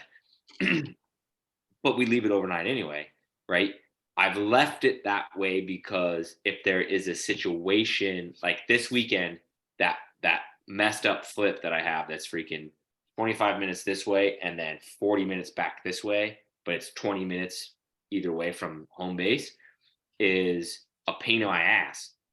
I would go get that Saturday night just to get that out of the way. However, she rented it till 7 a.m. the next day. Like, she paid extra $40. So that in that situation, we have to do the suckiness to go deal with it for $40. For last weekend, for that obstacle course rental, if I was flipping it, I would go get it at 7, right? But she paid the overnight fee without knowing it. So I would never go get it at 7. She unknowingly paid the overnight fee, so I always let him keep it overnight, right? And that's not a conversation I have with him. For us, for the free overnight, so every Friday, I make, I don't know if I can, I can show you. Let me get it up. But I make what is called the drop schedule. And so the drop schedule is everything that we're doing this weekend, and it's also the guys' schedule, like it's their work schedule. And let's see. Then on Friday, we go through and so I make the drop schedule in Inflatable Office, like I make the route, and then I transfer everything over to, it's already pulled up too. That's perfect. So this is an example of it where like people's information is. We get this shared. I'll show you guys. And then, so then what I have Cassie, my admin, do is she goes through and texts everybody their drop-off time and their pickup time, and it is. Let's see. So this is kind of old, but so this is a route that This is a route that Trevor and Isaiah were running. Okay, so Trevor was the driver, so he makes more money. Zay is the helper, so he makes less money.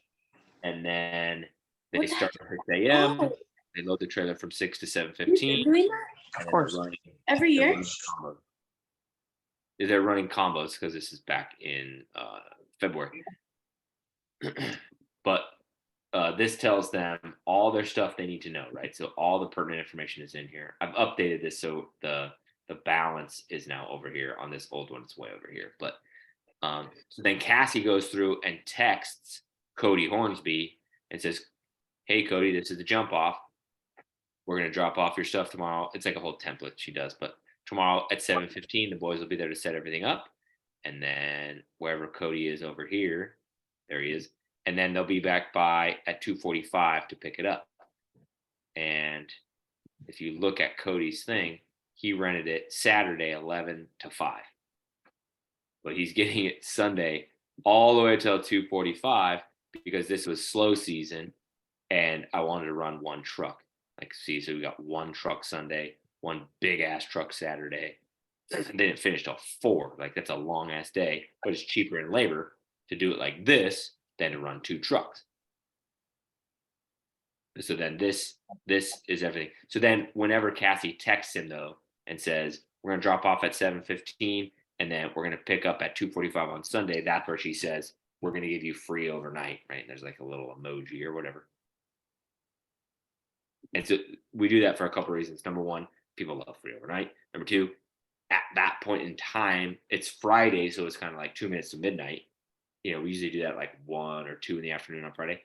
But if we say free overnight, and they go, "Oh, no, this can't be held overnight because we're at the pavilion in the neighborhood, or this is at my stepfather's house and he's a weirdo about his grass," we can either make the call to say, "Sorry, we're doing it anyway," or we can then make an extra route, an extra Saturday route in here to go pick it up at night.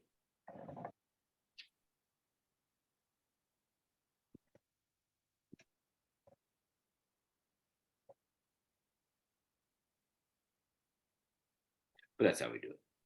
Shall we do? Okay, Ariel asked a super hard question. I hope Ariel's still in here. That's a super hard question. What is a good quote to close ratio? I believe mine is 27%. I think mine's 27. Okay. Let me look. I looked at it the other day. And that might 27 might have been on an event. I'm at 40% right now, but I mean this is just my second week, so it's gonna probably go down. Yeah, as you get busier, you get more tire kickers, it'll go down. Let's see. People calling you for shit you don't even own. On right on inflatable office, I don't know, and I don't know what this is pulling from, but it says my conversion rate is 57%.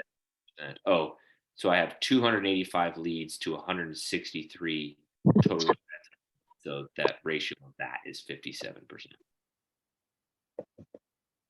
Web conversion rate is 52. Web leads versus web events. So that's no manual leads, I guess. I don't know. That's 52. Yeah, in EventHawk, in my dashboard, I think that's where it was 27 today. Yeah, I haven't even checked through actual EventHawk. I'm just based on inflatable office. Yeah, those are the numbers that are in my dashboard there. I don't know. Yeah, and this was I was messing around in EventHawk today trying to figure this out. Conversion rate 27.1. And that's from September 2022 till today, tomorrow for some reason is the. Yeah, I haven't been closing anything on EventHawk. Any opportunity that's going to close on event, I just pass it to inflatable office as manual entry. That's what we do too. Like, so if they reply and they say, I believe if they reply to the auto text is when EventHawk starts measuring it, I think. Definitely not an expert. I wish I was better at high level. No, so anytime I get a text, it counts it as an opportunity and it counts the 200 on the funnel. Oh, check. Okay. So yeah, anytime they fill out the coupon form, it starts. Anytime they respond, my wife starts communicating with them to get the booking. Got you.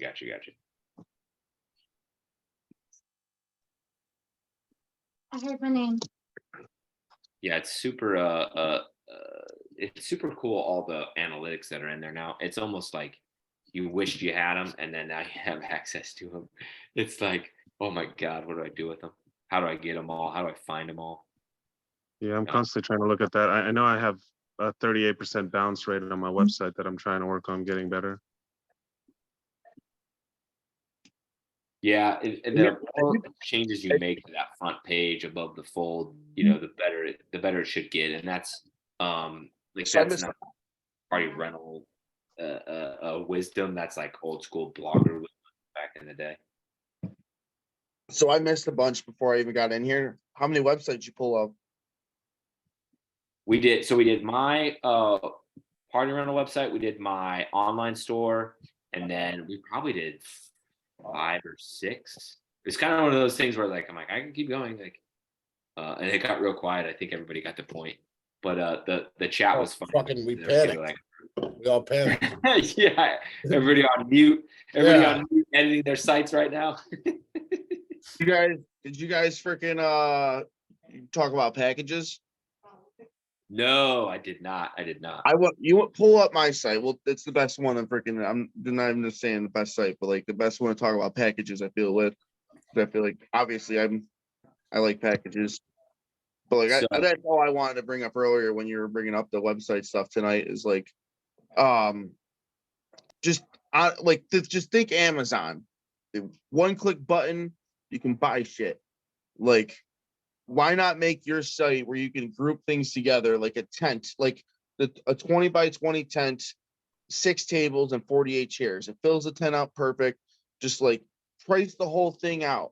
You round it to the nearest, you know what I mean? Like 25 or something like that. And then freaking just one click button, boom. It's easy. You know what they want. Don't let them change it at all. Be stern on that point though, for all packages. Concession machines. I even did a concession machine package where I'll put all 3 concession machines together. Boom. It's more money than some people get in a bounce house probably on here. Like, it's just one click buttons. Do you use Inflatable Office? No, this is BCN actually. Do you book more packages than you do single items? Yes. It raises your raises your what you call it, your average ticket. It also gets the people looking at, like, it's always pointing towards packages. It also gets people thinking like, oh, I can get everything for the fucking party from this guy. Yeah, like, so he's got You were talking about them. It might have been last week. It might have been 2 weeks ago. And so I was like you finally got me. So I was like, all right, cool. So I went in and made one like as a tester, and for whatever reason the software like couldn't fucking handle it. So we finally got it between me and Inflatable Office. We finally got it working today. So then tomorrow I'm gonna go in and clone this and do multiple different units. But I don't have concessions, so I did our pop-up tents, 2 tables, 12 chairs. Yeah, you could do whatever. Play with the pricing. Try and have it step in pricing structures and stuff like that. Like I always, and every time I organize something, I try to have like the prices go from left to right, higher to low. You know what I mean? Low to high, and like I try to like make the site make sense and flow as much as I can. I individually drop each item in its place. Like I wanted you to see those tents and then the water slides and all that, and keep scrolling down. Notice like my bounce house package is probably the last thing you'll fucking see because combo packages, game packages. But like, yeah, regular bounce houses is the last thing you'll see. Yeah, and I do. So I do mine. I only have the one package on mine, but Nick, that was like 2 weeks ago, and I remember when he talked about that. I'm like, ooh, I kind of want to do packages too. And then I had checked your website, and I saw that you were starting to, because I'm like, how do I do it on Inflatable Office? God, but then they told me how, but I also didn't want to, because I noticed like with Justin's and a lot of other people's, they'll have like one slide and then package. Then the next slide, same package. So I wanted a way where they can kind of choose a slide. If you go to my site now, I like what you said, because I hated the way that looked too. So what I did is I had those and I put all the packages on the bottom. Oh, okay. So I haven't got to do it on my site, but like I know how to do it. It's just a matter of doing it, because like we did a sample one and it worked. Water slides, whichever one, Nick. Oh, okay. Because me and one of the IO people, we did it and it actually worked, where we could select any bounce house and then any concession, and then you got the tables and chairs. There's ways to do that too, and I'm at the point where I might even consolidate some of this stuff too, where you can actually choose which bounce house or choose like my bounce houses. I'm probably going to do that. And there's other ones I probably might do that too, which where you can choose a combo, because they're all the same price. There's no reason to have 4 different items when you can have one item and you can choose your combo. Yeah, Chad Burkholder is like the Inflatable Office like wizard, and he was in the group showing how to make it to where you could put it as 18-foot water slide package, and then as they go in and book, they get to choose their slide. Anything that's an 18-foot. What? The problem with BCN is you'd have to individually do all the tables and the page will get super long. It's fucking stupid. They're fixing it. But I might have a way to work around that actually. I might be able to make a hidden package actually. I wanted to run that by them. I haven't done it. It's in my notes. But I might actually, because that's what I want to do. If I can make that work, then I can actually make all the bounce house packages and stuff work. And then like all my bounce houses and my combo packages will literally be just one package that you can go in and then suddenly choose whatever one you want. But I'll still keep all the other slides individualized, I feel. Yeah, because I'm gonna make mine now that they have mine working now to where it works. It's actually booked on Easter. Cassie called me today. She's like, some lady's complaining that the package price was cheaper when she booked it and it went up. I'm like, it's broken. Nobody can book it. She's like, oh, no. She's on the books for Easter. I'm like, oh, super cool. It works. So then now I can just go in and just clone them. And I'm just going to do my individual slides. Like I'm going to do the slides that I want to go out in packages, I think. I don't know. I can't decide if I should do them all or not. But why wouldn't you want more money for all of your slides? Yeah. I just don't know if there's anything. I just haven't thought through it all the way to where I'm like, is there any slides where I'm like, oh my God, this thing's already a pain in the fucking ass. Then to bring tables, chairs, and a pop-up tent too. I don't think there is. There is. You always, even if it's a pain in the ass, everything else you just listed was easy. and it's an extra couple $100 the same job that you already are at. Like you always want more money at the same place. Like so here's the thing, buy a shit ton of games, and like this is what I do. This is my trick for schools. This is my trick for smoozing people over. But it's like, listen, I'll give you a free game. I got a lot of them are just sitting there if they're not renting out, you know what I mean? Like I have so many that like I want some sitting there, so I have enough extras to do stuff with. I can do entire game packages. I have enough, like I literally at school. You know what? You do the field day with me. I know I'm a little bit more money, but I'm gonna throw this entire 3-game package in. What the fuck do I How give many about? games do you have? What kind? I have everything Twister owns or made. Twister. Who's Twister? Oh, What The makes dunk it tank. the stuff? dunk. I have They have a everything but bunch my of But they don't- those. Now, so when you give them a game, you're not talking about an inflatable game. You're like maybe like a Yeah. Connect Four or like a frame striker. game, cornhole, dumb shit. Gotcha. Like, Because you said even that with before last time, and I was that's like kind of easy. thinking like doing 2 inflatables and 1 for free is kind of like, No, you just set up a little frame game, and it's the thing is you want to get in the schools, you want to learn how, you know what I mean? Like they're iffy about renting with you. Your price is a little bit higher. Throw some games at them. They just want their event to be bigger. You still get that money. So You're talking instead of about yard discounting games, them, right? like you could discount them and still get that job, or they really want a fucking bigger event. So just throw some games at them. More shit is another option than trying to discount people. That's the whole point of the lesson is like, you don't always have to lower your price. You could always give them some dumb shit. right. I don't like concessions because you have to fucking clean them and there's a cost to them too. Like there's not much cost but wear and tear on a frame game. So let me go to their website. You said it was Twister? Yeah, Twister Display. Twister Yeah, Display, they have a bunch of the frame games. Aquaventronics, Works, amazing game places.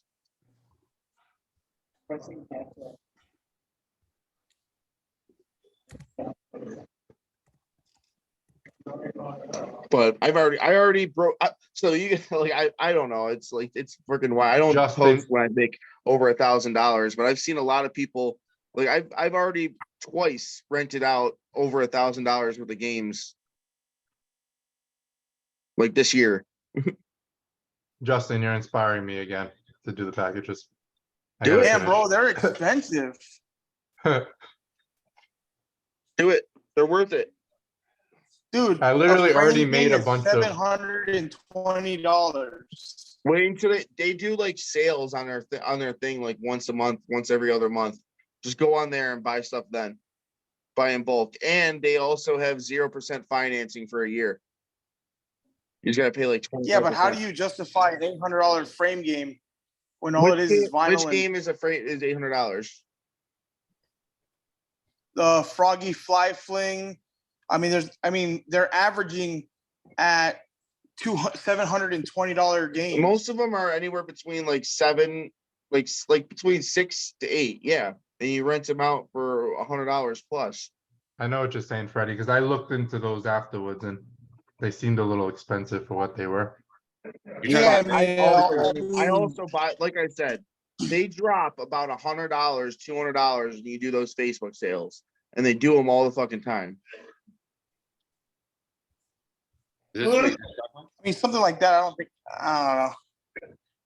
know. Whatever. All I'm saying, you can pay $6 something and you can get the boxes, but they're from Canada, from Aquaventronics. Pull up Aquaventronics. I love their shit. They're Jim Legry is what is it called? Awesome. Aquaventronics. How you spell that? Aqua.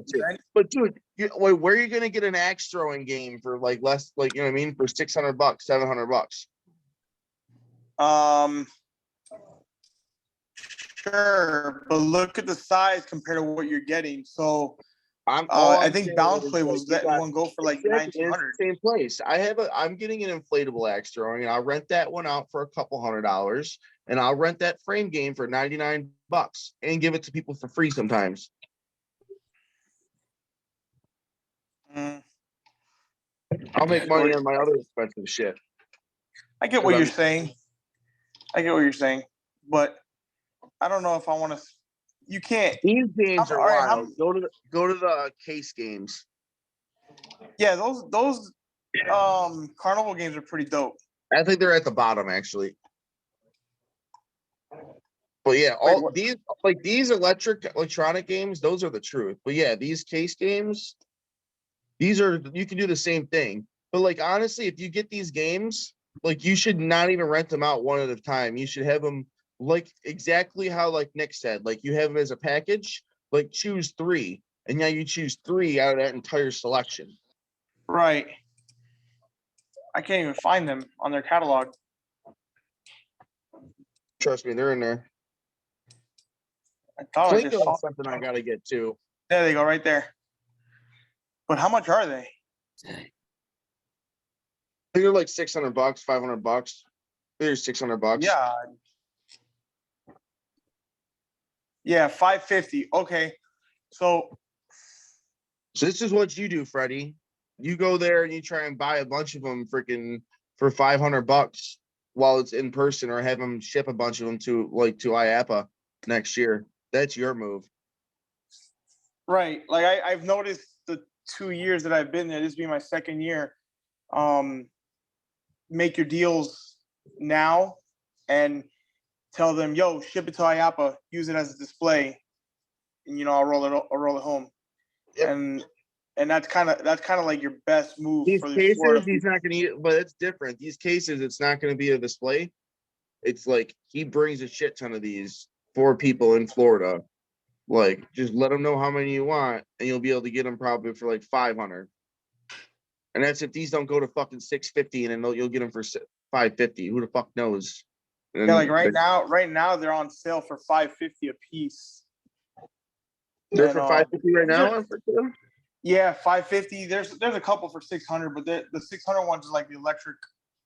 Yeah, exactly. Yeah, go for it, dude. I'm telling you, it's worth it. Yeah, these are. So you're kind of. So with these, are you doing the 10%? I personally don't. I don't follow those rules. That's just for pricing. That is like your minimum. Don't ever whore yourself out for less than 10%. That's basically what I'm saying. Right. Like that's my 10% rule. But like I said, those frame games, I buy them for $750, $800, $600, $500. They're all $99. I don't give a fuck. Like, because and then a lot of times, here's another thing that we didn't actually bring. Like, here's the carny in me. You ready? Like, perceived value, what you can get away with. You should charge what you can get away with, as much as you can get away with.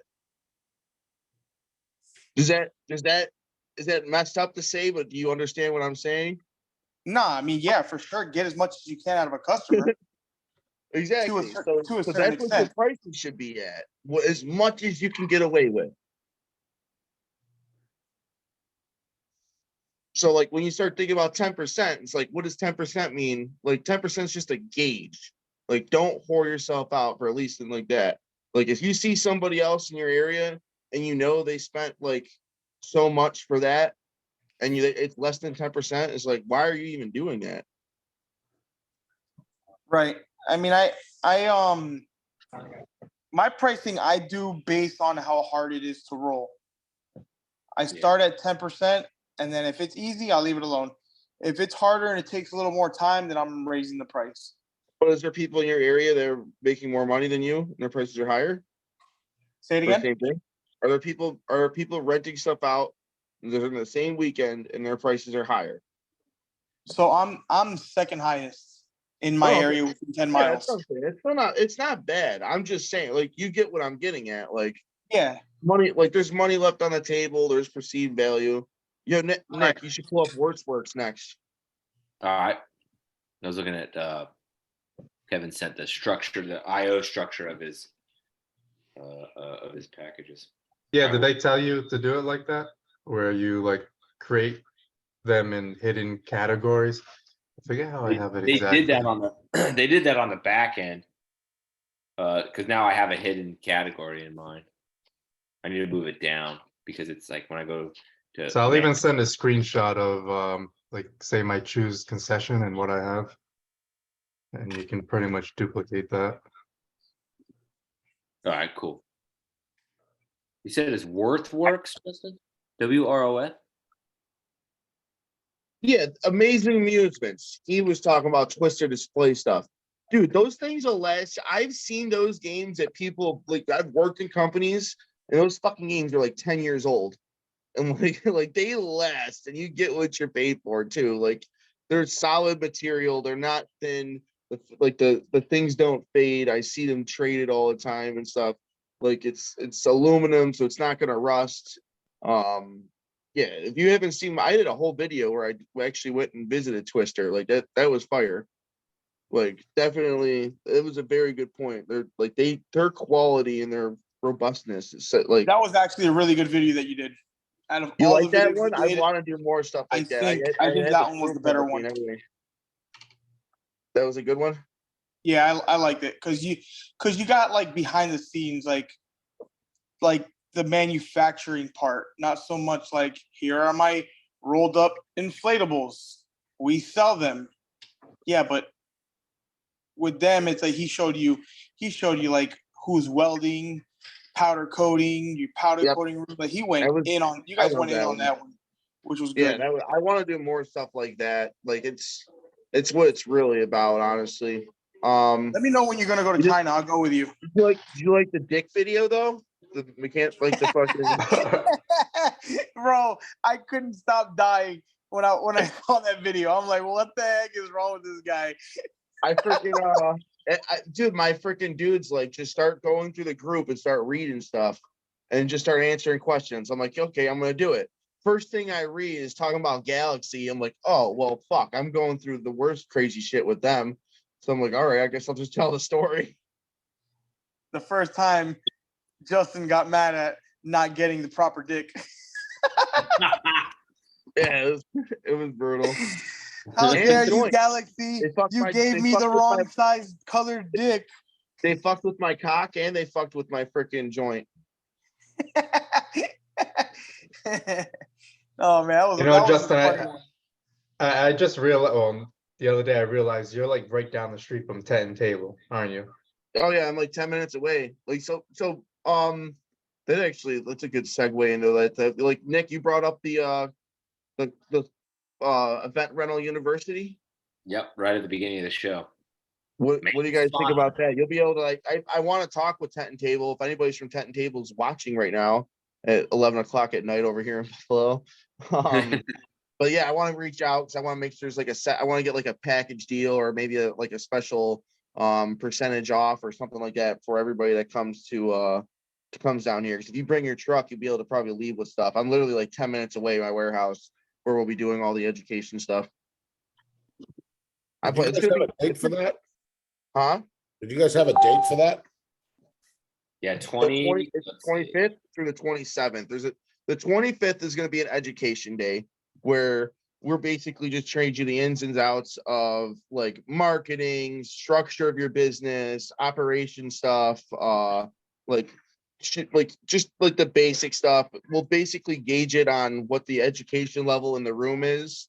If there's like there's somebody with no education, we'll try and bring up like one person with no education, and a lot of people with a lot of education, we'll try and bring that one person up to speed more. If there's a lot of no education people, we'll dumb it down per se. There's a lot. There's basically, depending on who shows up, what we can actually teach and how much we cover on that first day. But it's going to be a lot of internal stuff, and then the second day is just all like we'll bring you into my warehouse. I have another location secured so we can go do inside setups in the morning and then do outside setups as well. And then during the end of the day, we'll do an actual free foam class sponsored by Foam Daddy, and then just like a dinner. And then we'll do on the last day is a separate class. It's just all about tents with Adam Keller. Wait, what's going on? What is this? In-person class guaranteed to make you more money this season if you come down. It's going to be in Buffalo, New York, at my warehouse. Me and Nick are going to put it on in Adam Keller. Can I crash at your place? I live in a studio. I could probably Even get if- some like cheap rates at a hotel close by though. I could probably see if there's like group rates, but it's not glamorous. It's just a Holiday No, Inn. man, you got to do an Airbnb and just do like a big ass house. Airbnb. Oh, that's not a bad idea. See, Because it's a I gotta little, stay it's in a a little bit hotel. like, so it's a little bit last minute. We've been planning on this. We were like, yes or no, if we should do this for the longest time. And then like, if we're going to do it, basically now or never. So here we are announcing it. The payment links will be out this week. I'm going to like tag everybody in the group. I don't Payment? ever. How much is it going to everyone. cost? Oh, it's not free. So the first day is $300, the second day is $500, and the third day is $500. You can come to one day, you can come to all the days. If you want to bring a spouse, it's an extra $100. Spouse or I'm going employee. that. You So don't wait, have to be fucking them. there's no I'm going to dress packages. up as a janitor. As far as packages go, I haven't decided if we should do it packages because there's different people teaching stuff at different days. I probably could be encouraged to do a package. I was thinking of maybe doing something like all of them for 1,200 or something like that. When is this going to be? It's going to be a lot of jam packed with education. There's going to be some giveaways and prizes, sponsored lunches, sponsored dinners. It's going to be worth it. It's going to be What day definitely is it worth going to be at? 25th, 26th, 27th of April. Yep. April 26th, 25th, 26th, and 27th.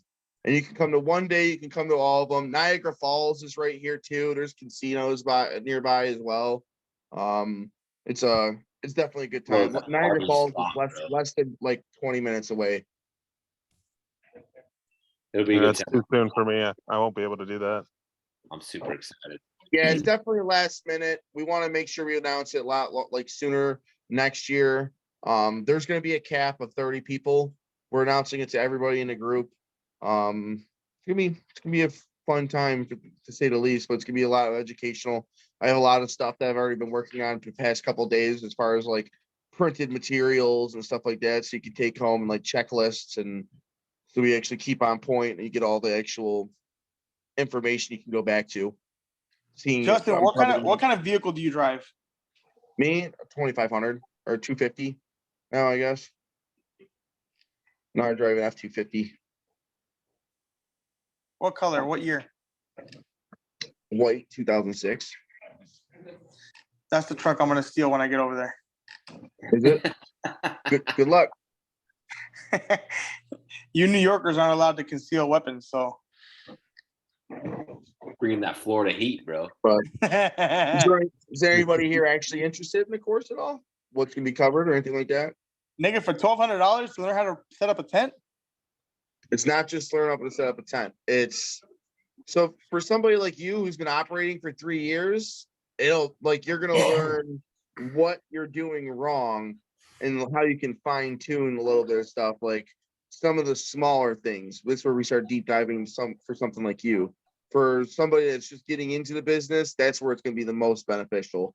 Right. Somebody who's brand new from the underground, but Man, for y'all are you, really, you're gonna letting get it off a little last bit minute. of tips, but you could always grab it the last day for tents. I'm busy. Like I don't know if you know anything about tents. No, it'll be great for. So I did a bounce house training course last September. It was the end of the season, so it was pretty small. We only had 3 people, but it was super awesome to get them in a room and then teach them the ins and outs, right? And all 3 people were brand new. Like we had, like I went through. So I had content. Basically, I had content prepped from getting your EIN all the way up to getting clients, and then how to scale marketing, etc. Right? The class skewed very much so towards the beginning because they were so freaking new. Then the next day I did a Christmas light training for how to launch a Christmas light business. That one was much bigger. There was 14 people at that one. And basically every single person that came to that one but one already had established a business, right? The one was Matt from Dallas, and he was at the bounce house training. So he went through all that. So at the Christmas light training, we skipped over EIN. We skipped over how to start a website. We skipped over a Google business page. Like all that stuff was like 4 minutes because everybody was like, good, got it. And then we got into the actual nitty gritty of the industry, the Christmas light industry. So what Justin said was like, we'll tailor it to who's there. If we have a whole bunch of brand new people that, have their units on order and haven't even touched vinyl yet, we'll start at that very beginning stage. If it's people that have 2, 3, 4, 5, 6 units that need more help in another area, right, we'll have content prepped from start to end. So we'll be able to tailor the room very, very customized for the people that are in there. And then if you're making 100K or less, this is basically for you. Hey, and Nick. Justin, if right, we can break it up too. If the room is very, very, very segregated into 2 different sections, like Justin can take this half, I can take this half, whatever, we can split it. Like it'll be very customized. But yeah, Freddie, what up? Those lights that you use, are those lights that you can leave up all year round? No, I mean, no is the right answer there. In my overzealous early days of selling, I sold 2 different clients that still have them up, and they're totally safe still, but they're in kind of rough shape. So you can run, and I'm looking. I've already bought them. I need to put them on my own house, but you can run permanent lighting where there's an app on your phone, and you can literally change every bulb to whatever color you want. It can do all sorts of fades, jump. It can do all sorts of stuff. Nick, doesn't like the integrity of the clips matter? Because at my own house, I left it for the whole year, and like one really bad wind day just like snapped a bunch of it because like the sun really beat on it. Yeah, it dry rots fast. The stuff that we use is like commercial grade, so it's great stuff. But not the cheap Lowe's stuff I used. Yeah, not the stuff from Home Depot or Lowe's. But we go so both of the clients that we have they're still up now, right? They're treating them like permanent lights, essentially. One is a vet clinic, the other is just a house. And so we go change the bulbs all the time. Like right now they have up Easter colored bulbs, and then after Easter, there's no real holiday after Easter, so it's kind of depends on what they want to do. But like last year, Miss Mary did LSU colors because her son graduated from LSU, so we changed out purple and gold. And yeah, you go change out those bulbs, and then the clip just like disintegrates in your hand.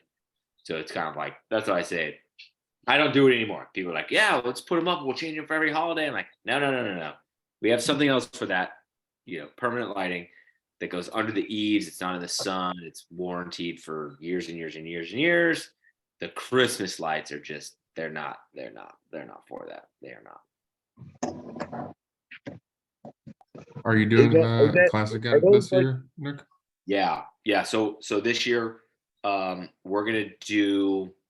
we've got to figure it out, right? So it's a hectic life having both businesses, but yeah. So basically, probably like we'll start maybe August, September-ish, and we're gonna kind of cherry pick big cities around the country to go do one. Maybe we do an Orlando. I think we'll probably do a Dallas. Depends. I got to work. So long story short, Matt Billington, who owns Big and Bright Inflatables, which I have some collaborative stuff going on with him.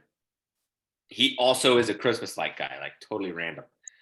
So we may do one at his inflatable warehouse. It just depends, though. You got to be careful because I don't want to flood his market, right? I don't want to come into Dallas and teach a bunch of people to, compete with Matt. So it kind of depends on that. If we don't do Dallas, I would do Austin because I love Austin. Then we'll do some northern stuff, like probably like maybe a Chicago. Come to Buffalo. I'm not doing this shit. Yeah, we could do a Buffalo instead Fuck my of market Chicago. up. Yeah, but we're gonna cherry pick a couple places around the country. I love, dude. These classes are like my moment to shine. Like it's like when we did those two. So the bounce house one, I think, was Thursday, and the Christmas light one was Friday, right? And the bounce house one, I knew was going to be small, and was small. So it was very intimate. Like we just hung out and chatted, and I had a whole, I had 2 or 3 pages of content written to go over with them, but it's very intimate. Then the next day, the Christmas light one was like classroom setting. I had lunch catered, like we did everything. And like being in front of people teaching is just like, it is my absolute happy spot. So it's kind of like, I can't wait to do these because I just love them so much. I love teaching and just to help people grow. Like, I mean, right. I know Christopher Weed is kind of like the outlier, but the amount of revenue he did in Christmas lights was badass because he came to the training and he just took it and ran with it. And to see that kind of success is just like, I don't know, dude, it just lights me up. It's my happy place. So yeah, definitely be doing it. We're gonna have some dope food for this too. I don't want to give out any surprises, but the lunches are gonna be buffalo style, and the dinners are gonna be nice. I think people are gonna be pleased. Yeah, it'll be I cool. want to know, you getting me 50% off on tent and table stuff? I don't know. You'll be surprised. There will be discounts. It won't just be tent and table, but tent and table will probably give you the nicest deal, and you'll be able to. And I guarantee you'll be able to pick it up from their warehouse, or they'll throw in a free shipping or something like that. I'm a teacher, so I'll let Justin do the promoting. I had lunch handled. I had sponsors for all the important stuff, but I'm a teacher, not a promoter, so I'll let Justin handle all that stuff. Yeah, now there's gonna be you will be entertained. It's an entertainment course. You will be entertained. You'll be pleased. The amount of knowledge you'll get in the hands-on experience, like I have enough equipment to be clear that everybody's gonna be rolling a bounce house. Everybody's gonna be learning how to do everything. It's not gonna be, oh well, I didn't get a chance to do that. No, you'll be doing everything. Yeah, I'm excited. Everything but cleaning, basically. There's no cleaning. Unless you got dirty bounce houses, we'll clean your stuff for free. That's what I'm saying. I won't have any dirty bounce houses, but yeah, I wish y'all would have promoted this like the beginning of the year, so we had time to get that in. That was the plan. You know what I mean? With like I had a lot of shit going on, and then when the warehouse moved, like I stumbled across the new big warehouse that I got. I stumbled across, and it was like I had to jump on it that day. And we were actually going to build out in the office. What's now my office. We were going to build out actually a hair salon because my wife owns a hair salon, but they have to they rent this small space from this fucking thing. It's stupid. So we were going to build out a whole hair salon. Then we went on vacation. And then when we got back from vacation, we found out that they're actually not allowed to have a hair salon in an industrial area, right? Because it's zoned for industrial. And so it threw a wrench into everything. And then all of a sudden you blink and it was freaking today. And so that's why it definitely didn't get announced as early as was planned or hoped. But you know what I mean? We're going to throw this one. We're going to try and make it a big ass party and make it fun. And then it'll be I don't know, dude. I would love to have it be like, let's get new operators in on Tuesday and half of Wednesday, and then let's throw a fucking party the next 2 days. Down the line, not this year, but like. Right. I know that one, you guys will enjoy yourself because Buffalo gets down. 2, you will learn, and then this is a little last minute, but it's really supposed to be for the people that could really use it for this year. We debated on it, okay, there's only so much time that we can do this, but here's the thing. People can come here and make more money this year, or we can just let them fail all year this year. Maybe they don't make it and we don't get to help them out this year. So that was the reasoning behind actually going for it, is actually giving the people that needed help the actual fighting chance and to succeed. And not only that, next year, it also gives us opportunity to get ahead with these classes, because Nick's already talking about doing one down there. He's coming up here for this one. I would love to come down there for that one. Talks about doing ones in Atlanta. We know we're gonna take this shit to the West Coast. Like it's stuff like that. But in Kansas City reality, is right in the middle, right? Huh? Kansas City is right in the middle, Bro, I liked KC. I was there. Oh yeah. It was windy as fuck, man. It was too windy. So here's what's interesting too about it. Like I don't know how to explain this, but I want to choose my words wisely. I don't know about if I'm going to be able to give out giveaways or something like that, but there's going to be some bonuses in here that I don't want to give out to the average person, and I want to do in person because there's a lot of things that you'd love. Like I don't want to say on the internet that I would love to say in live. When I know there's not people that's like directly going to people or my direct competitors or other entities. And that's one thing I would love about this course. Like I love the intimacy of the actual in-person room. So you start talking about real stuff. Yeah, it's gonna be a good time, dude. I'm excited. I'm excited. Make this like the marquee event of the year. You know what I mean? Plus chicken wings. For sure, there'll be chicken wings. We call them buffalo wings, bro. I know you. They're just chicken wings when you're from Buffalo. Right. If you call a buffalo wing while you're here, a chicken wing, a buffalo wing while you're here, I know you're not from here. That's cool. All right. Anybody else got some other questions? We've been rolling tonight. I went till 10:45 last night on Jana's thing. So happy to answer any and all questions. However, if there is none. Oh, so the one dude, what's a pigtail? A pigtail is like a 3-point prong where it allows like a splitter for your there's an actual better name for it, but I call them pigtails because I'm redneck. I just bought one. Yeah. So one end is a 30 amp plug. And then out of that will come 3 regular plugs, like three prong, like regular 3-way plugs. And this I way you bought can mine do on like Amazon, $20-something, $28 maybe. You can get them from Harbor Freight too. Yeah, you probably can. And so I'm actually getting ready to shoot a generator video. I bought that to shoot a generator video. To where we're gonna run. Let's see. We should be able to run 1, 2, 3, 3 blowers off a 3600 generator. I say all that. That video is going on the Event Hawk JumpStart. So it's not going to go. Yeah. Hey everybody, I am getting out of here. You guys have a great night. I need to go to sleep later. What do you do? Okay, good. Bye, Justin. What do you do for Bye, health everybody. insurance? Like and subscribe. The ones that do this full time. That's a good question from Sik. So whenever I left my corporate job, right, we were living off of my wife's income, right? Because I went from 6 figures to 0 figures. She's a hair stylist, right?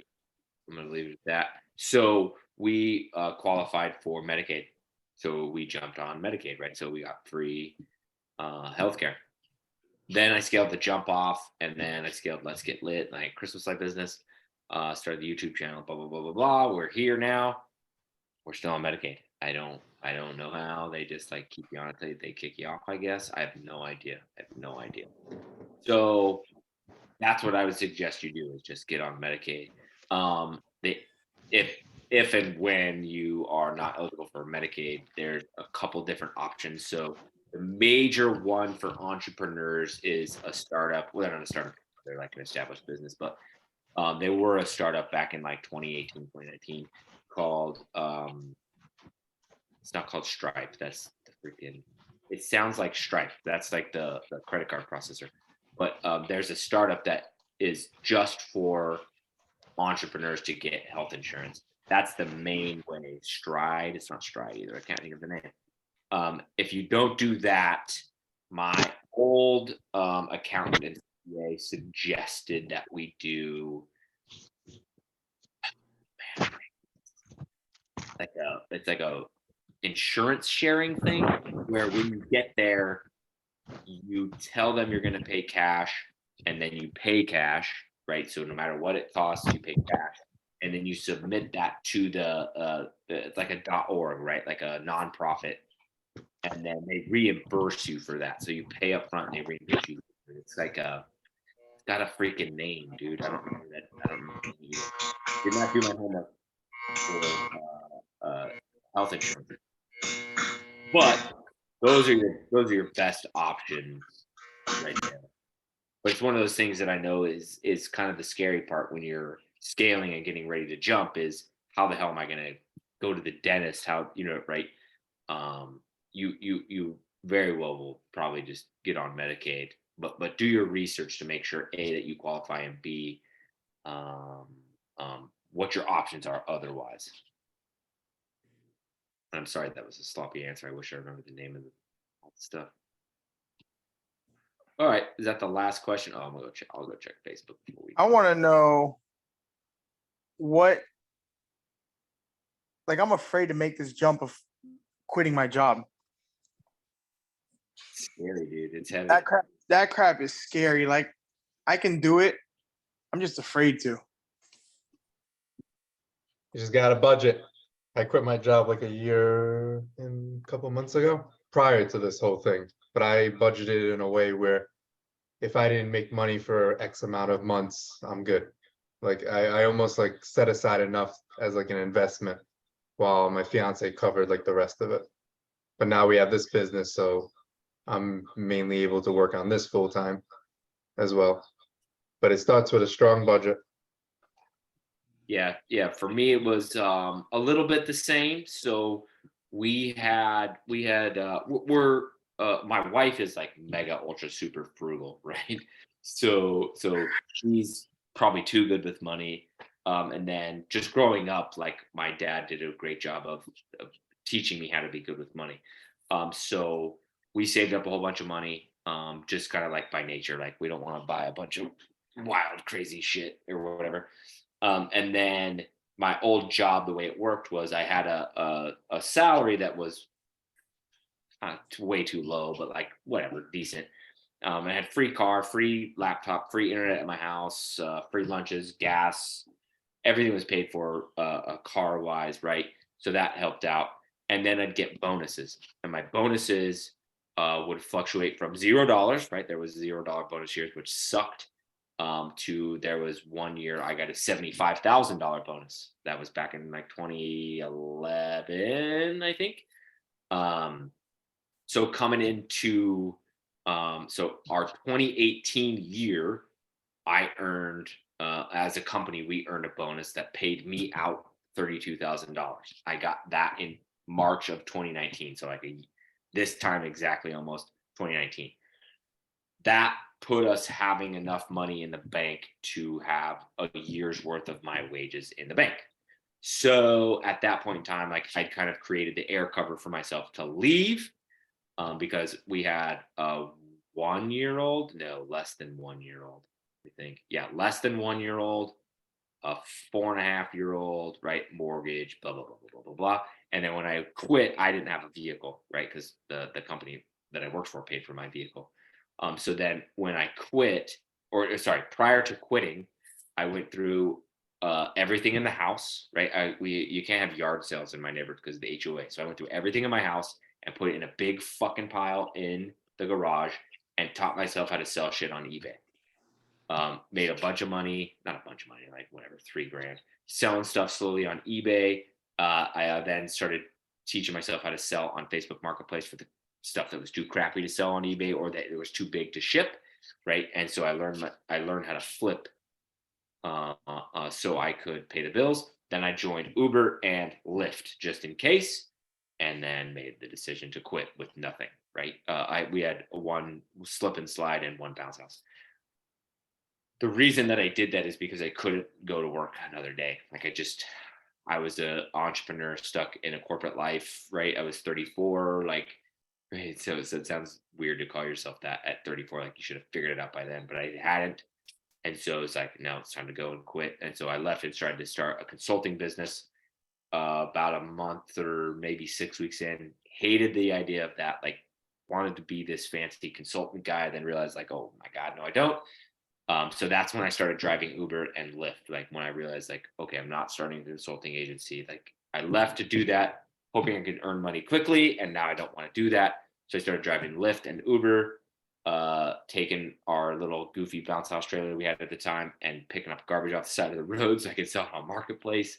Just basically doing everything I could to earn some cash while I figured out what the hell I wanted to do in the entrepreneurial world. And then the jump off took off, you know what I mean? So kind of it was a goofy side hustle that was paying a good wage for a long time until kind of, I mentioned this way earlier in the show, but the very beginning of 2021 is when I started the website, and that's where I was like, okay, I'm either going to make this into like the career or it's going to stay this goofy side hustle. And I got to figure out something to do. And I had got my real estate license and all that shit. But to answer your question though, it's like I could not like quitting and going to zero was the most freeing thing. It was not scary for me. It was very scary for my wife, but I was very confident in myself. It wasn't scary. And it just like, I had to do it. Like I had to, it just, I could not.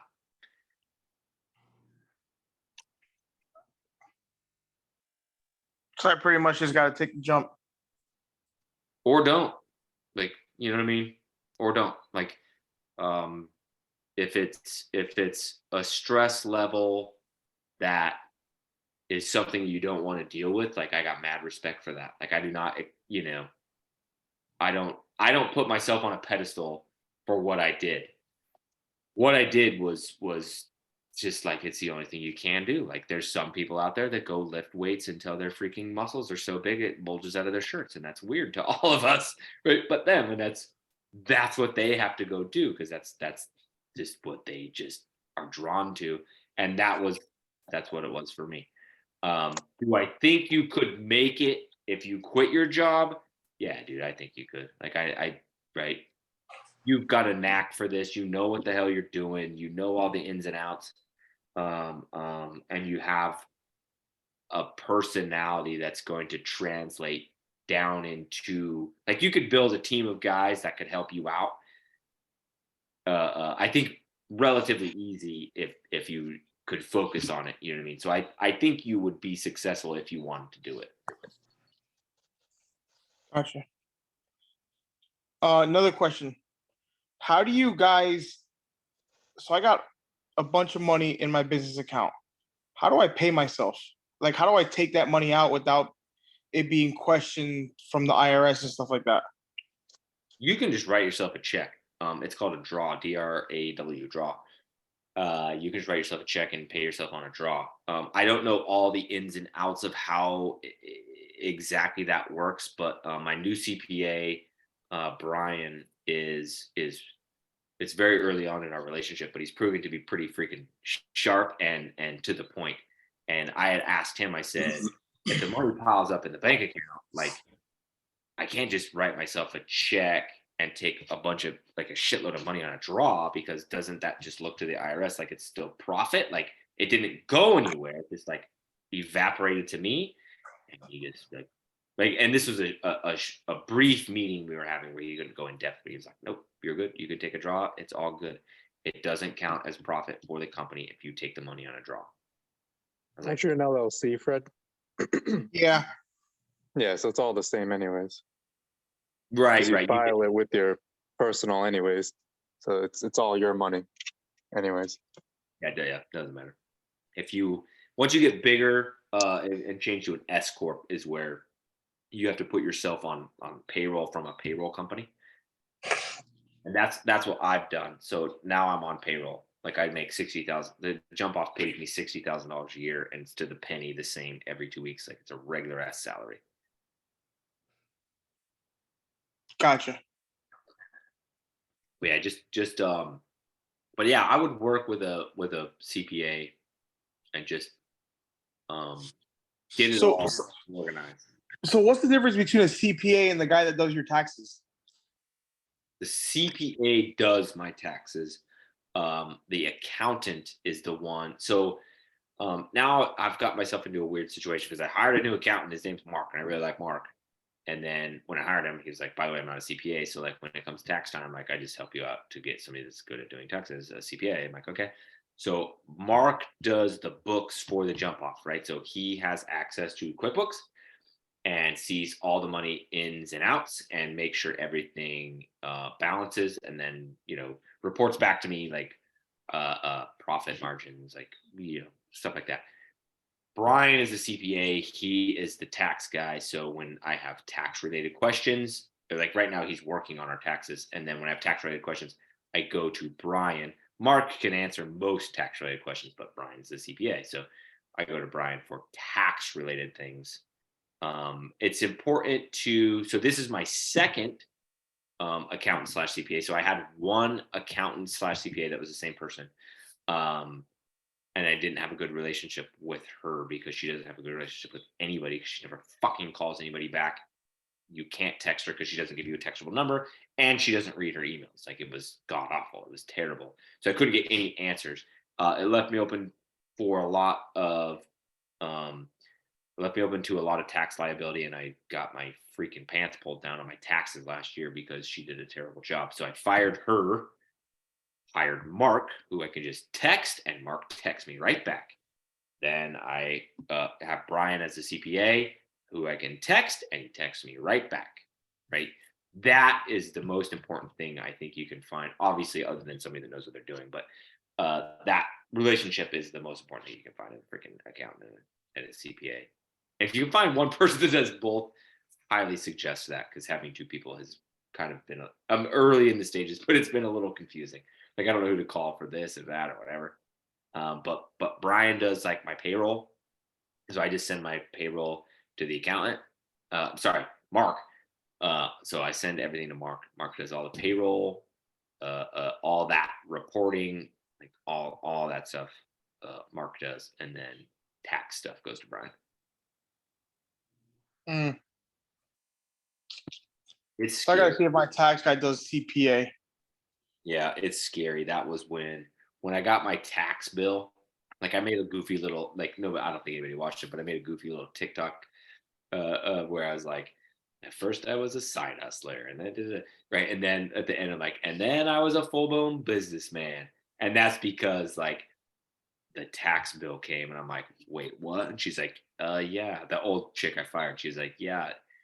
It turns out you're really good at this entrepreneur thing, and you didn't pay enough taxes, so now you owe $24,000. I'm like, okay, that's when she got fired, and then I got a guy that can, you know, manage that throughout the year to make sure that that doesn't happen.